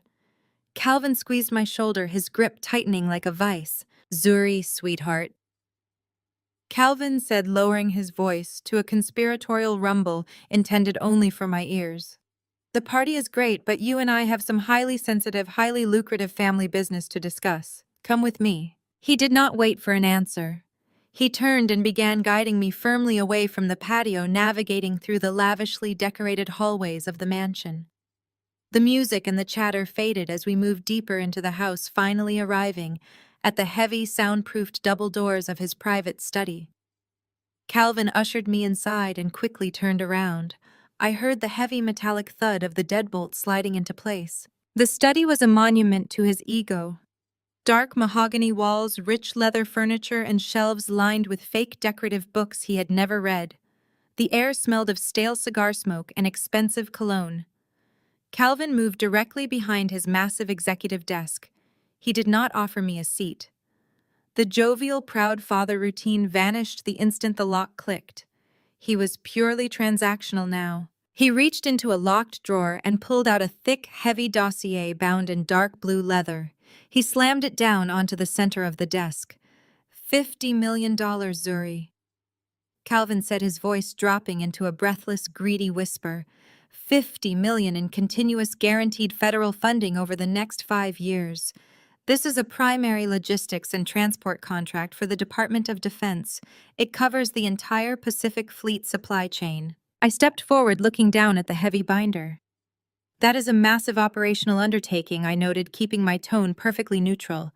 It requires top-tier security clearance and pristine corporate vetting. Exactly, Calvin said, pointing a thick finger at the dossier. And that is exactly where the problem lies. The Pentagon's automated cyber vetting protocols have become a complete nightmare. They have these invasive algorithms that dig into offshore accounts, corporate structuring, and shell company routing. It is bureaucratic red tape designed to strangle honest businessmen like me. He leaned across the desk, his eyes wide and manic, his breath hot in the quiet room. But you control those algorithms, Zuri. You are the director of the entire digital infrastructure. You have the access codes to the JSOC security mainframes. You can flag Harrison Global Logistics as a pre-vetted Level A secure entity. You can bypass the automated audits. You can whitelist us. I stared at him, letting the absolute magnitude of his treasonous request hang in the air. He was not asking for a favor. He was asking me to compromise the national security apparatus of the United States military to line his own pockets. That is a highly illegal manipulation of a federal defense network, I stated smoothly. The audit protocols exist to prevent compromised assets from infiltrating the supply chain. We are not compromised assets, we are family, Calvin shot back, waving his hand as if swatting away a fly. Listen to me. Marcus is already on board. He is the golden boy. He has the trident. He is going to be the public face of the company's military liaison division. With his elite hero status, shaking hands in the boardroom, and you acting as the invisible shield in the mainframe, protecting our financial structures from audits, we are completely untouchable. He rounded the desk, stepping close to me, his voice trembling with the vision of his own unchecked power. We will not just be rich, Zuri. We will be a dynasty. We will be the most powerful family in the defense sector. You will never have to worry about a government salary again. I will set up offshore accounts in your name. We run the supply lines, you run the digital cover. It is a flawless system. I looked into my father's eyes. There was not a trace of hesitation, not a shred of moral conflict. He was fully prepared to sell out his country leverage, his son's fraudulent military honors, and implicate his daughter in massive federal treason, all to secure a fatter bank account. He truly believed that everyone in the world was as corrupt, as shallow, and as easily bought as he was. He thought I was finally seeking his approval. He thought I was finally desperate enough to join his criminal enterprise. I reached out, resting my hand lightly on the cover of the blue dossier. I could feel the microscopic encrypted audio transmitter hidden inside the pearl button of my dress, capturing every single syllable of his confession. My Joint Special Operations Command team was currently logging the entire conversation in real time, preparing the final irrefutable charges of conspiracy and federal bribery. I looked up at Calvin, allowing a slow, brilliant smile to spread across my face. It was the smile of a predator, watching the trapdoor finally slam shut. You are right, Dad, I said softly, tapping the dossier. This is a flawless system, and I know exactly what needs to be done with this contract. Calvin let out a sharp, triumphant bark of laughter. He slapped his hand down on the heavy mahogany desk, his face practically glowing with unadulterated greed. He completely missed the cold, lethal edge in my voice. He was so blinded by his own narcissism, so entirely convinced of his own persuasive brilliance, that he believed he had just bought a full bird kernel for the price of a backyard barbecue and a few hollow compliments. I knew you had the Harrison business instinct in your blood, Zuri. I knew it. Calvin turned his back to me and strode over to a crystal decanter sitting on a silver tray near the window. He poured a generous measure of amber liquid into 2 heavy glasses. We are going to be unstoppable. The Pentagon will practically be writing us blank checks. To the Harrison dynasty. He turned around, extending one of the glasses toward me. I did not take it. Instead, I reached down into my tailored leather briefcase resting by my feet. I bypassed the civilian tablet I used for public presentations and withdrew a heavy matte black Panasonic Toughbook. It was a military-issued, heavily modified machine designed for secure compartmented information facility operations, commonly known as a SCIF laptop. It was built to withstand a bomb blast and featured encryption protocols that would take a supercomputer a millennium to crack. I set the heavy machine down directly on top of his gold-embossed $50 million logistics dossier. Calvin paused, the crystal glasses hovering in the air. What is that? We do not need to do the paperwork right this second, sweetheart. Have a drink. Celebrate. I opened the heavy lid. The screen remained dark until I pressed my thumb against the biometric scanner embedded in the chassis. A red laser quickly swept across my retina. The machine hummed to life, bypassing the mansion's unsecured internet entirely and establishing a direct, heavily encrypted satellite uplink to the Department of Defense mainframe in Virginia. I do not drink while conducting federal operations. Dad, I said, my voice dropping its polite veneer, settling into the cold, authoritative cadence I used when addressing hostile combatants. Calvin's smile faltered slightly. The absolute lack of warmth in my eyes finally seemed to register through his scotch-soaked haze. He set the glasses down and slowly approached the desk, peering over the top of the monitor. Lines of highly classified, rapidly scrolling code reflected in his widened eyes. Zuri, what are you doing? We just agreed on the system.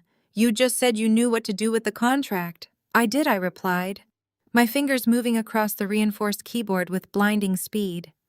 I am running a final diagnostic on Harrison Global Logistics, a deep dive into the corporate routing numbers you so graciously provided in your proposal. Calvin chuckled nervously, a bead of sweat tracing its way down his temple. Well, there is no need to dig too deep, right? We are keeping this in the family. Just push the approval through the back door. Whitelist the corporate ID, like we discussed. I hit the final command key. The screen flashed bright crimson, pulling up a deeply buried, highly classified network of offshore shell companies, falsified shipping manifests, and doctored manufacturing blueprints. I grabbed the heavy laptop and slowly rotated it around, pushing it across the desk so the screen was facing him directly. Did you actually think I came here to celebrate? I asked, my voice deadly quiet, stripping away the last remaining shred of the obedient daughter illusion. Did you honestly think I did not know your company falsified capabilities and supplied substandard materials to military bases? Calvin stared at the screen. The color rapidly drained from his face, leaving his skin a sickly, mottled gray. His mouth opened, but no sound came out. The red glow of the monitor illuminated his absolute terror. Displayed in high definition were the exact routing numbers he used to purchase cheap, compromised Chinese steel, which he had then fraudulently relabeled and sold to the Navy for armored transport vehicles. The screen showed the exact dates he had bribed safety inspectors to look the other way, when his transport ships failed basic structural integrity audits.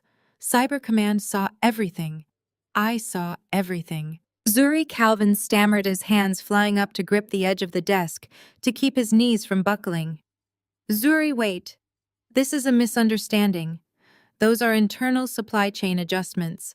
It is standard industry practice. You cannot take this out of context. You are my daughter. You have to protect me. I am an officer of the United States Armed Forces. I stated, stepping forward until I was leaning over the desk, forcing him to look me in the eye. And you are a domestic terrorist who put the lives of active duty personnel at severe risk to pad your own offshore accounts. I reached out and hit a single isolated key on the board. The red screen flashed green. A confirmation prompt appeared in bold block letters. Data transfer complete. Your file is not just rejected, I said, my voice echoing with absolute terrifying finality. The Pentagon just transferred your entire corporate dossier, along with all of your offshore banking records, directly to the Department of Justice. At 8 o'clock tomorrow morning, the FBI will lock down this company and raid this mansion for federal fraud. Calvin let out a strangled, agonizing gasp. He staggered backward, his hands flying up to clutch violently at his chest. The expensive fabric of his polo shirt wrinkled as his fingers dug into his own skin. He stumbled against the heavy leather armchair, his breathing coming in short, erratic, panic-stricken wheezes. The sheer magnitude of his destruction was hitting his nervous system all at once. You cannot do this, Calvin wheezed, his eyes bulging as he stared at the green confirmation screen. I am your father. I gave you life. I built this empire. I will give you half. I will give you 70% of the company. Zuri, please, do not push that button. Do not send it. It is already sent, I replied, my expression entirely unbiding. The DOJ algorithm is completely automated once the Director of Cyber Command triggers a red flag asset freeze, which means your personal and corporate bank accounts have just been permanently locked pending federal indictment. Calvin shook his head violently, refusing to accept reality. No, that is impossible. You cannot just freeze my money. I have lawyers, I have politicians on my payroll. I own this town. I tilted my head, gesturing toward the sleek smartphone sitting on the edge of his desk. Check your phone, Calvin. He lunged for the device with trembling, uncoordinated fingers. He swiped across the screen, his breathing growing louder and more frantic with every passing second.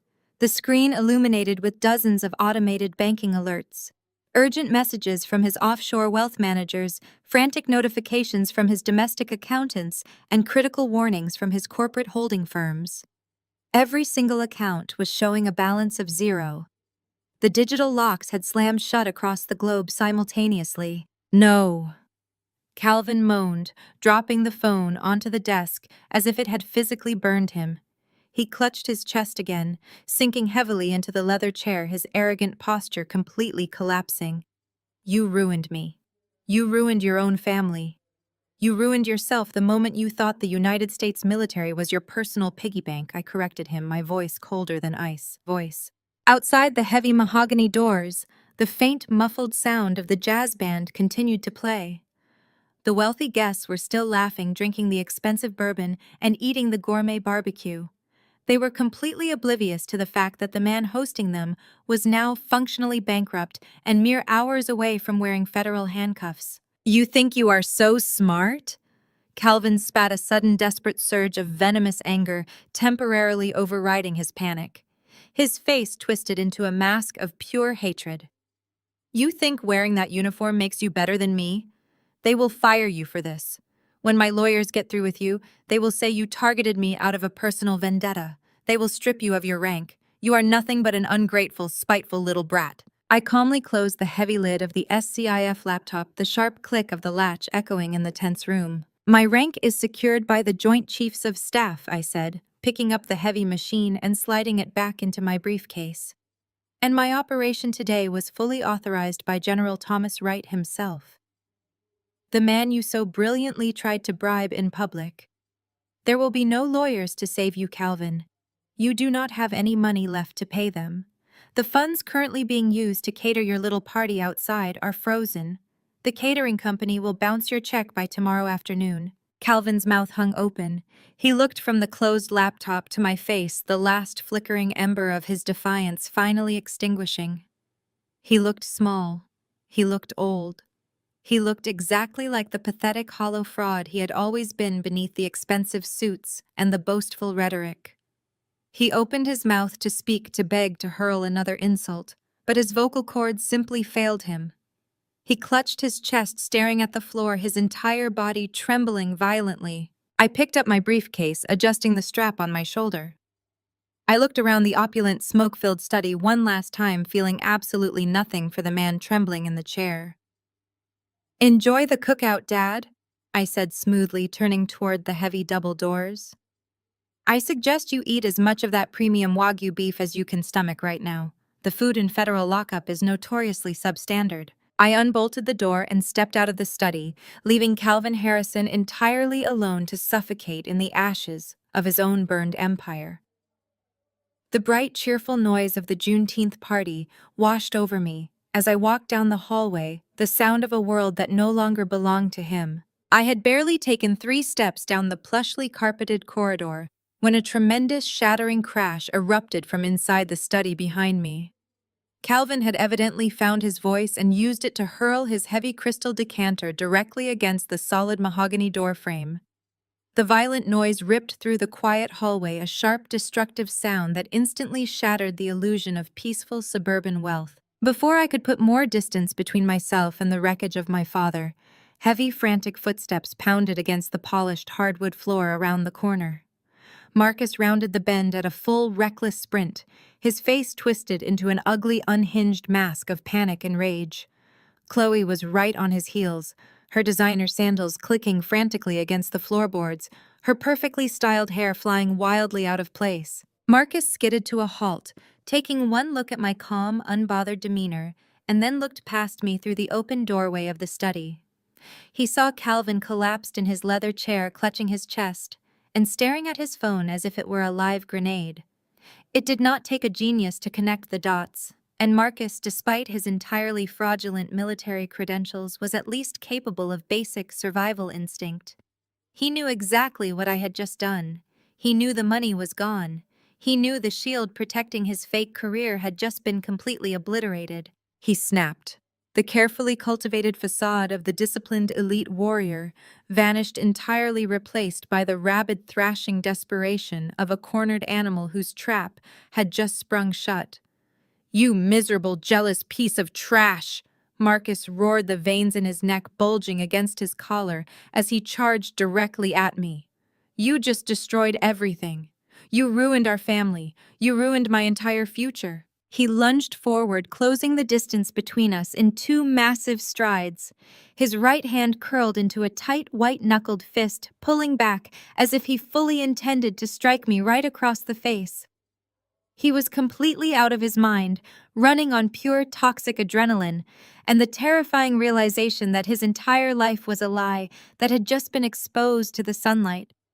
He was fully intent on physically destroying the woman who had permanently dismantled his illegal gravy train. But before he could throw the punch, Chloe grabbed his arm. She did not grab him to stop the violence. She grabbed him to fuel his fire, stepping up beside him so they formed a united, vicious front. Her face was contorted with a hideous, sneering entitlement. The polished upper-crust socialite routine dissolved completely, revealing the raw, unfiltered bigotry and elitism she had harbored since the day we met. "Do not even bother dirtying your hands on her, Marcus." Chloe hissed, her voice echoing shrilly off the expensive wallpaper. She looked me up and down with absolute undisguised revulsion. "You think wearing that eagle on your collar makes you untouchable?" Chloe sneered, stepping closer, pointing a manicured finger directly at my chest. "You think you can just march in here and audit your betters? You are nothing. You are a diversity quota who got lucky with a keyboard. You are a pencil pusher who manipulated the system to get a rank you absolutely do not deserve." She puffed her chest out, clinging to the only currency she thought she had left. "My husband is a Navy SEAL." Chloe practically screamed, her voice vibrating with hysterical pride. "He is the absolute tip of the spear, the most elite fighting force on the planet. He bleeds for this country while you sit in an air-conditioned room tapping on a computer. His career will completely crush you. He is going to drag you in front of a military tribunal. He is going to have you court-martialed for abuse of power, and my father will personally ensure they strip that uniform right off your back and throw you in Leavenworth." It was a spectacular, breathtaking display of delusion. She was standing in a house funded by bribery, defending a husband who had purchased his valor, threatening the director of Cyber Command with a court-martial that her own father had already distanced himself from. They were drowning, and they were trying to use a lead weight as a life preserver.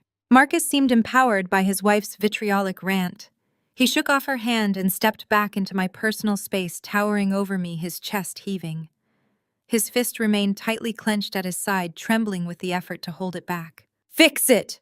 Marcus ordered, his voice dropping to a lethal, desperate growl. "Go back into that study log, back into your little system, and reverse whatever you just did. Undo the freeze. Clear my father's name. Clear my record. Do it right now, Zuri, or I swear to God I will make you regret the day you were born." I did not take a single step backward. I did not flinch. I did not break eye contact. I stood perfectly still, my posture radiating the absolute glacial calm of an officer who had stared down international cyber terrorists without blinking. I looked at his clenched fist, and then I looked directly into his terrified, bloodshot eyes. "Strike a superior commissioned officer, Ensign," I said, my voice dropping to a razor-thin, razor-sharp whisper that cut right through his bluster. "Do it. Throw the punch. Give me the excuse to add physically assaulting a federal official to your federal indictment." Marcus froze. The absolute certainty in my voice hit him like a bucket of ice water. He saw the cold, clinical calculation in my eyes. He realized in that fraction of a second that I was not afraid of him. I had never been afraid of him. I was simply waiting for him to make one more mistake so I could bury him even deeper. His fist trembled, hovering uselessly in the air between us. The fake SEAL, the man who had bought his physical evaluations, did not have the actual courage to strike a woman who was looking him dead in the eye. He slowly, agonizingly lowered his hand, his breathing ragged and uneven. Chloe scoffed, stepping forward again, determined to have the last word. "You are bluffing. You have no authority here. We are untouchable. You are just a bitter, jealous washout who wants to ruin us because you could never be us." I did not bother addressing her pathetic rant. I simply broke eye contact, slowly raising my left wrist to check the face of my watch. The second hand ticked precisely past the 12. "Right on time," I murmured softly. Chloe frowned, her brow furrowing in confusion. "What are you talking about?" Before she could finish the sentence, the heavy, aggressive sound of screeching tires violently disrupted the peace of the suburban estate. The noise was loud, multiple heavy vehicles slamming their brakes in unison just outside the front gates of the mansion. Marcus whipped his head toward the front of the house, his eyes widening in sheer panic. The heavy oak front door of the mansion rattled as someone outside began pounding on it with enough force to splinter the wood. A loud, mechanically amplified voice suddenly boomed through a bullhorn, echoing across the manicured lawns and cutting straight through the jazz music playing on the patio. "Federal Bureau of Investigation. Open the door immediately. We have a federal warrant for the arrest of Calvin Harrison and Marcus Harrison. Open the door or we will breach the premises." The color instantly drained from Chloe's face, leaving her looking like a porcelain doll. She stumbled backward, her hands flying up to cover her mouth as the reality of my words finally crashed down upon her. The flashing red and blue lights of dozens of federal vehicles began reflecting through the tall decorative windows of the hallway, casting an eerie, chaotic glow over her terrified features. Marcus let out a strangled, pathetic whimper. He looked at me, his eyes begging for a mercy he had never once shown me. He was no longer the golden boy. He was just a terrified criminal waiting for the hammer to fall. I adjusted the strap of my briefcase on my shoulder, stepped smoothly around his trembling, frozen form, and began walking toward the front door to welcome our guests. I grasped the heavy brass handles of the double oak doors and pulled them open. The tranquil, stagnant air of the mansion's foyer was instantly violated by the harsh, flashing strobe of red and blue lights reflecting off the crystal chandelier above.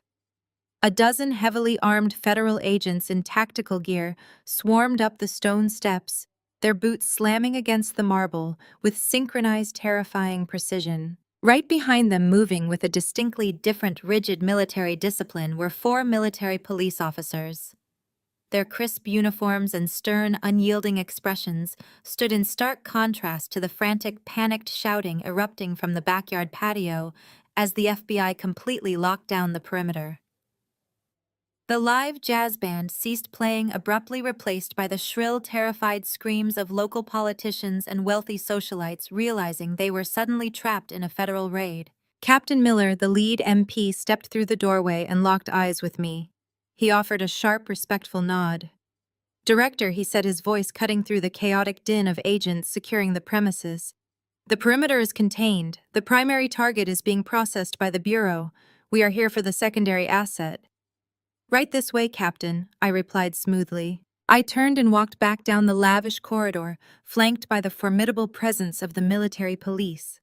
The heavy thud of their boots on the hardwood floors echoed like a countdown. We rounded the corner toward the study, where the Harrison family's manufactured reality was currently disintegrating into ash. Calvin was already being hauled out of his leather chair by 2 FBI agents, his hands forcefully wrenched behind his back and secured with heavy zip ties. He was weeping openly, his face red and bloated, spouting incomprehensible, pathetic pleas about his political connections and offshore accounts. Nobody was listening. Marcus and Chloe were frozen in the hallway, pressed flat against the expensive silk wallpaper.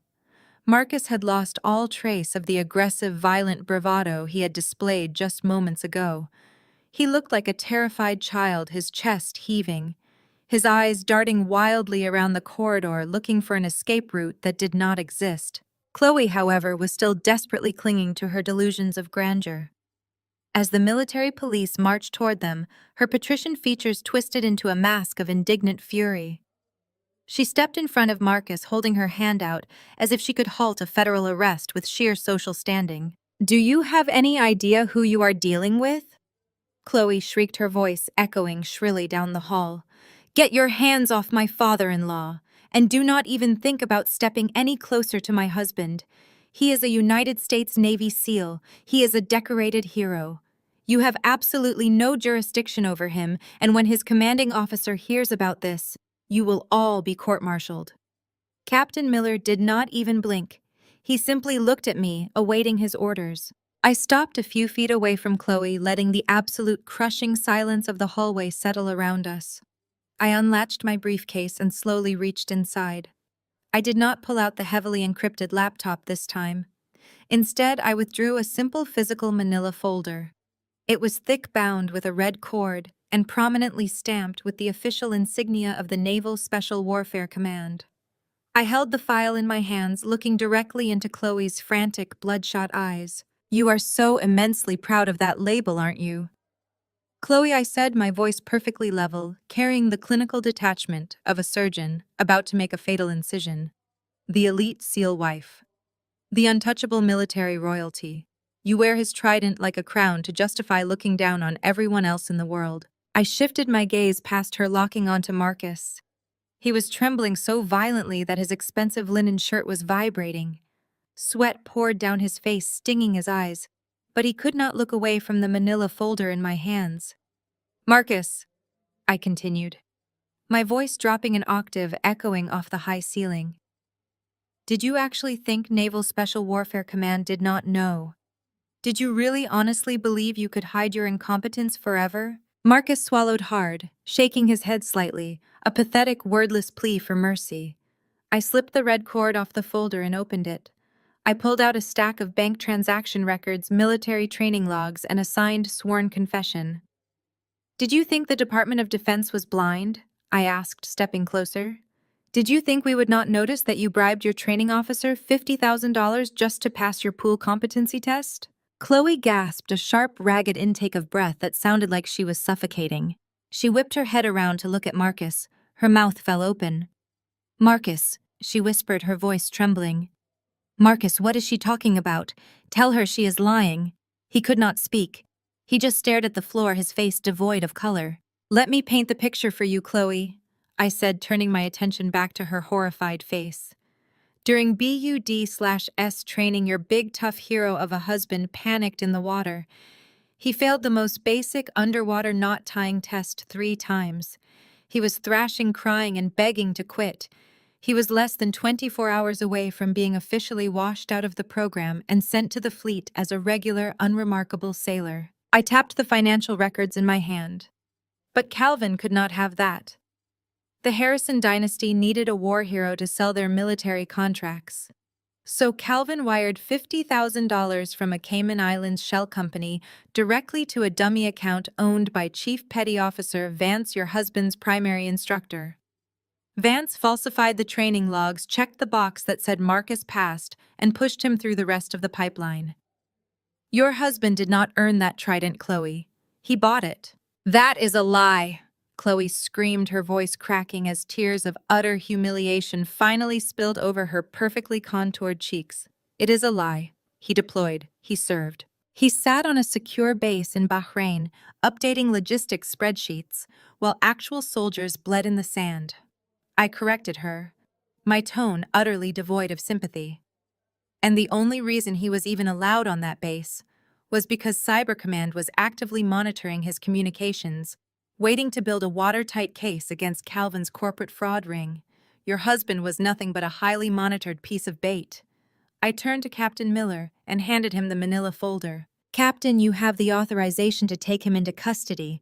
The charges are conspiracy to commit wire fraud, bribery of a federal official, and stolen valor under the Uniform Code of Military Justice. Yes, Director Miller replied firmly. He gestured to his men. Two massive military police officers stepped forward, roughly grabbing Marcus by his arms. Marcus did not fight back. The man who had postured as an elite lethal weapon just minutes prior simply went entirely limp. He sobbed openly, a loud, ugly, guttural sound as the cold steel handcuffs clicked tightly around his wrists. Zuri, please. Marcus wept, his knees giving out as the MPs dragged him away from the wall. Please, I will do anything. I will testify against Dad. I will tell them everything they want to know. Just do not let them take me to Leavenworth. Please. I watched him thrash weakly in the grip of the officers, feeling nothing but a profound, overwhelming sense of disgust. Take him away, I instructed the MPs. Chloe collapsed to the floor. The designer gown she had worn to flaunt her wealth pooled around her on the hardwood as she buried her face in her hands. The entire foundation of her existence, her superiority, her wealth, her elite social standing, had just been violently ripped away, exposing her as a fraud married to a coward. She was sobbing hysterically, but I did not offer her a single word of comfort. I turned my back on the wreckage of the Harrison family, walked out the front doors, and stepped into the bright, blinding sunlight of a perfectly clear afternoon. The heavy oak doors swung shut behind me, severing the air-conditioned chill of the mansion from the oppressive, humid heat of the afternoon. The scene unfolding on the sprawling, circular driveway was nothing short of cinematic. The jazz band had long since abandoned their instruments. The caterers had stopped flipping the prime cuts of meat. The entire congregation of Calvin Harrison's elite, hand-picked guests had migrated from the backyard patio to the front lawns, drawn by the wailing sirens and the blinding strobing lights of the federal vehicles blockading the gates. Local politicians, city councilmen, and wealthy defense contractors stood frozen like statues on the pristine grass. Crystal champagne flutes and plates of gourmet barbecue dangled forgotten from their hands. They watched in stunned, breathless silence as the illusion of the Harrison Empire was violently dismantled right before their eyes. Two military police officers marched out of the house right on my heels, dragging Marcus down the stone steps. He was stumbling, his expensive Italian loafers scraping awkwardly against the concrete. The golden boy, the untouchable Navy SEAL, the pride of the local elite, was weeping openly. Snot and tears mixed on his face, his broad shoulders heaving with ragged, panicked sobs. He looked entirely pathetic, stripped of the unearned arrogance that had defined his entire existence. I stopped at the base of the grand staircase, planting my feet on the hot asphalt. The FBI agents were already moving in organized tactical sweeps, carrying heavy black boxes of confiscated hard drives and physical ledgers out of Calvin's private study. The guests parted like the Red Sea as the agents marched past, desperate to avoid making eye contact, terrified that the federal corruption might somehow splash onto their own tailored suits. I turned to face my brother. The MPs held him upright, his wrists bound tightly behind his back in heavy steel cuffs, He refused to look at me, keeping his tear-streaked face angled toward the ground. "Look at me, Marcus," I commanded, my voice projecting clearly across the silent manicured lawn. I wanted every single politician, every single investor, and every single sycophant who had ever enabled this family's toxicity to hear the absolute truth. Marcus slowly lifted his head, his chest shuddering. "The training officer who took your money was arrested at 0600 hours this morning in San Diego." I stated, my tone clinical, detached, and utterly merciless. I personally directed the anti-corruption task force that raided his quarters. He did not even try to deny it. He surrendered his hidden ledgers immediately in exchange for a plea deal. Your name was printed in bold ink on the very first page of his client list. A collective, horrified gasp rippled through the crowd of onlookers. The local politicians who had posed for photo opportunities with the decorated war hero suddenly looked as though they were going to be physically sick. I turned my gaze to Captain Miller, who stood rigidly at attention beside my trembling brother. I gave the captain a single sharp nod. Miller stepped forward, his jaw locked tight, his eyes burning with the profound, righteous disgust of a man who had actually earned his uniform. He did not say a word. He simply reached out, grabbed the heavy golden special warfare trident pinned proudly to the breast of Marcus's shirt, and violently ripped it away. The sound of the thick threads tearing apart was incredibly loud in the hushed stillness of the driveway. The fabric of Marcus's shirt ripped open, leaving a frayed, jagged hole right over his heart where his stolen honor had been. Miller held the golden pin in his gloved fist for a moment, looking at it with absolute revulsion, before dropping it into an evidence bag at his belt. "You are not a United States Navy SEAL," I told Marcus, my voice ringing out like a judge delivering a final sentence. "You are a fraud. You are a disgrace to the uniform, a disgrace to the men who actually bled for this country, and a threat to national security." Marcus squeezed his eyes shut, letting out a high, agonizing wail. "The paperwork has already been fully processed by the Pentagon." I continued, showing him absolutely zero mercy. "The order for a dishonorable discharge has been officially signed. You are stripped of your rank. You are stripped of your clearance. You will lose every single veteran benefit you ever claimed to have. You are no longer under the protection of the military justice system. You will be handed over to the Department of Justice to face federal prison time as a civilian." As the finality of those words hung in the air, a frantic scrambling sound echoed from the front porch. Chloe stumbled out of the heavy oak doors, her breathing ragged, her eyes wide and frantic. She gripped the stone railing to steady herself, taking in the apocalyptic scene before her. She saw the federal agents loading Calvin into the back of an armored SUV. She saw the FBI technicians carrying out the physical evidence of their financial ruin. She saw the crowd of elite socialites staring at her family with naked, unadulterated disgust. And finally, she saw her husband stripped of his trident, crying like a child in the grip of the military police. The transition that occurred on Chloe's face was a masterclass in ruthless, self-preserving sociopathy. The devastation and panic vanished instantly, replaced by a cold, calculating, and venomous fury. Her entire sense of superiority, her entire identity, had been built on the foundation of Calvin's endless wealth and Marcus's untouchable military prestige.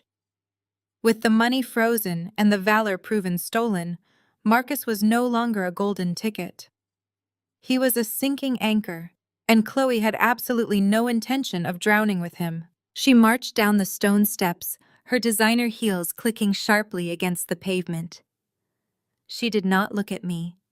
She did not acknowledge the federal agents. She walked directly up to the man she had sworn to love and cherish. Marcus looked up at her, a pathetic, desperate spark of hope flickering in his tear-filled eyes. "Chloe," he croaked, his voice cracking. "Chloe, please call your father. Tell him I need a lawyer. Tell him I need help." Chloe stared at him with an expression of pure, unadulterated revulsion. It was the exact same look she had given me in the parking lot hours ago, but now it was directed entirely at her own husband. "You pathetic, useless fraud!" Chloe hissed, her voice shaking with rage. "You lied to me. You told me you were a hero. You told me we were going to run this city. You are nothing but a coward." She reached down and aggressively grabbed her own left hand. With a sharp, violent tug, she ripped the massive, flawless 3-carat diamond engagement ring off her finger. She did not hesitate for a fraction of a second. She pulled her arm back and hurled the heavy piece of jewelry directly at Marcus's face. The heavy platinum band struck him hard against the cheekbone, leaving a bright red welt, before clattering loudly onto the asphalt by his feet. "Do not ever speak to me again," Chloe snarled, stepping back as if his very proximity might infect her with his failure. "Do not call me. Do not look for me. My father will have the divorce papers drawn up and filed before you even reach the holding cell. You make me sick." Without another word, Chloe turned on her heel. She did not look back. She practically sprinted down the long, winding driveway, violently pushing her way through the crowd of stunned party guests. She shoved past city councilmen and wealthy contractors, desperate to distance herself from the radioactive fallout of the Harrison family.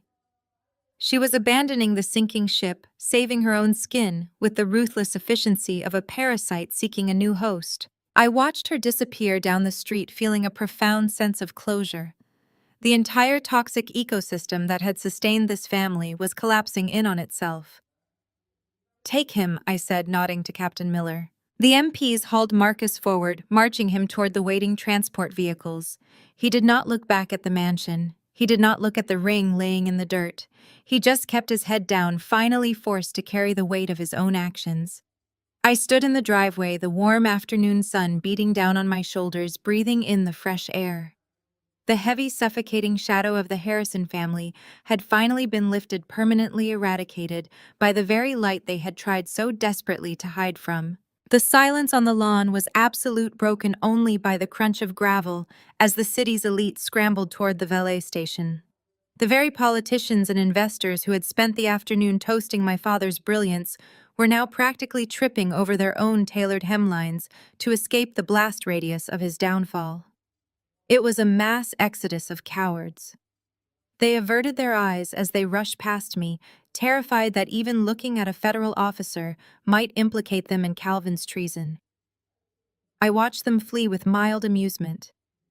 This was the loyalty money bought. It evaporated the second the checks stopped clearing. The heavy thud of the oak doors crashing open against the exterior brickwork drew my attention back to the house. My mother stumbled out onto the grand portico. Denise was entirely unrecognizable. The immaculate, composed matriarch of the Harrison Empire had been utterly destroyed. Her custom designer sundress was wrinkled and stained with spilled wine. Her perfectly coiffed hair hung in jagged, messy strands around her face. Mascara ran in thick, dark rivers down her cheeks, tracking through the heavy layers of foundation she used to project perfection to the world. She looked wildly around the empty patio, taking in the abandoned champagne flutes, the overturned chairs, and the flashing emergency lights reflecting off the infinity pool. She saw the taillights of the military police transport carrying Marcus away. She saw the FBI agents cataloging the last of the evidence boxes. Then her frantic, bloodshot eyes locked onto me. She let out a guttural, desperate sound that was half sob, half scream. She practically threw herself down the stone steps, her expensive wedges snapping under her weight. She kicked the broken shoes away and ran across the hot asphalt barefoot. She collapsed at my feet. It was a literal collapse. Her knees hit the hard driveway and she threw her arms forward, wrapping her hands tightly around my ankles. I looked down at her, feeling a strange, profound emptiness.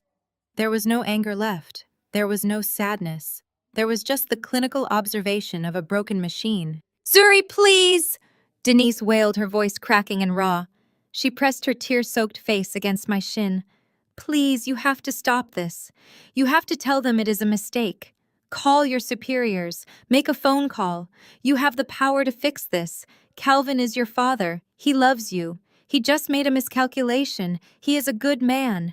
I did not move. I let her weep. I let her humiliate herself in front of the remaining federal agents who were watching the display with silent disgust. "And Marcus," she gasped, her fingernails digging desperately into my skin. "Your brother is just a boy. He did not know what he was doing. Chloe manipulated him. The military pressured him. You cannot let them take him to prison, Zuri. He will not survive in there. You know how sensitive he is. Please, I am begging you. We are your family. Blood is thicker than water. Family is everything. You cannot do this to your own flesh and blood. She looked up at me, her face a horrific mask of desperation. She was searching my eyes for the eager, obedient little girl she had spent 3 decades ignoring. She was looking for the daughter who used to sit in the overflow bleachers hoping her mother would glance her way. That girl had died a long time ago, forged into something far harder and much less forgiving by the very neglect Denise had subjected her to. Family is everything, I repeated softly, letting the words roll over my tongue. I looked at her hands, gripping my ankles, feeling a mild revulsion at the contact. I took a deliberate, measured step backward. The movement was sharp enough to force her hands to lose their grip. Denise slumped forward onto the asphalt, her palms scraping against the rough surface. She looked up at me, shocked by the cold physical rejection. You do not get to use that word, I told her, my voice ringing with absolute unyielding authority. You do not get to invoke the concept of family when you spent your entire life treating me like a disease you could not wait to cure. You stood in the VIP lounge this morning and looked at me as if I were garbage. You let your husband steal from the country I swore to protect. You let your son parade around in a stolen uniform. You built a monument to greed and called it a home. Denise sobbed, reaching out a trembling hand, but she did not dare touch me again. We did the best we could, she cried. We gave you a good life. You gave me a masterclass in fraud, I corrected her coldly. You once told me I was the stain on this family when I left basic training. You told me I was a failure because I did not fit into your pristine, perfectly manufactured social circle. I looked down at her ruined face, stripping away the very last illusion she had left to cling to. But you were wrong, Mother, I stated, emphasizing the title with a heavy dose of irony. I am not the stain on this family. This family is the stain on the military uniform, and today I finally washed it out. Denise let out a shattered, breathless wail. She curled into a tight ball on the hot driveway, pressing her face against her knees, completely broken by the absolute finality of my words. There were no more lies to tell. There were no more manipulations left to deploy. She was utterly alone in the wreckage of her own making. I turned my back on her for the final time. At the end of the long driveway, just past the massive iron gates that had kept the real world out for so long, a heavy matte black armored SUV pulled up. It was a customized Chevrolet Suburban, equipped with ballistic glass and reinforced steel plating bearing the subtle, discreet government plates of my security detail. As I walked toward the gates, the rear door of the SUV swung open. A federal protection agent in a crisp, dark suit stepped out. He moved with swift, silent efficiency, opening a large, sleek black umbrella to shield me from the blinding glare of the afternoon sun. He held the door open, his posture projecting absolute respect and unyielding discipline. Director, the agent said, nodding respectfully as I approached. Your transport is ready. We have a clear route back to the airfield. Thank you, Agent, I replied. I stepped into the cool, climate-controlled interior of the armored vehicle. The leather seats were immaculate, the air completely free of the stifling, oppressive humidity that had choked the Harrison estate. I settled into the back seat, leaning my head against the headrest. The agent closed the heavy vault, like door sealing me safely inside my own world. I reached into the cup holder beside me and retrieved a chilled bottle of spring water. I twisted the cap off and took a long, slow sip. The water was crisp and incredibly refreshing, washing away the lingering bitter taste of Calvin's expensive bourbon and the toxic atmosphere of the house I had finally left behind. Through the thick, tinted ballistic glass, I looked out at the estate one last time. I could see Denise still curled on the asphalt, a small, pathetic figure dwarfed by the massive, empty mansion. The FBI agents were sealing the front doors with bright yellow evidence tape, officially declaring the Harrison dynasty a federal crime scene. In the distance, carrying clearly on the warm summer breeze, the shrill rising wail of police sirens began to echo down the street. It was a chorus of local law enforcement reinforcements rushing toward the estate to secure the perimeter and assist with the asset seizure. The sound grew louder, a relentless approaching storm of justice that Calvin and Marcus could no longer outrun. I took another sip of water, feeling the cool liquid slide down my throat. A genuine, serene smile spread across my face. It was the smile of a woman who had fought her way out of the shadows and claimed her rightful place in the sun. The agent slid into the driver's seat and put the heavy vehicle into gear. As the armored SUV pulled smoothly away from the curb, leaving the sirens and the ruins of my past behind, the world outside the tinted windows began to slowly fade to black.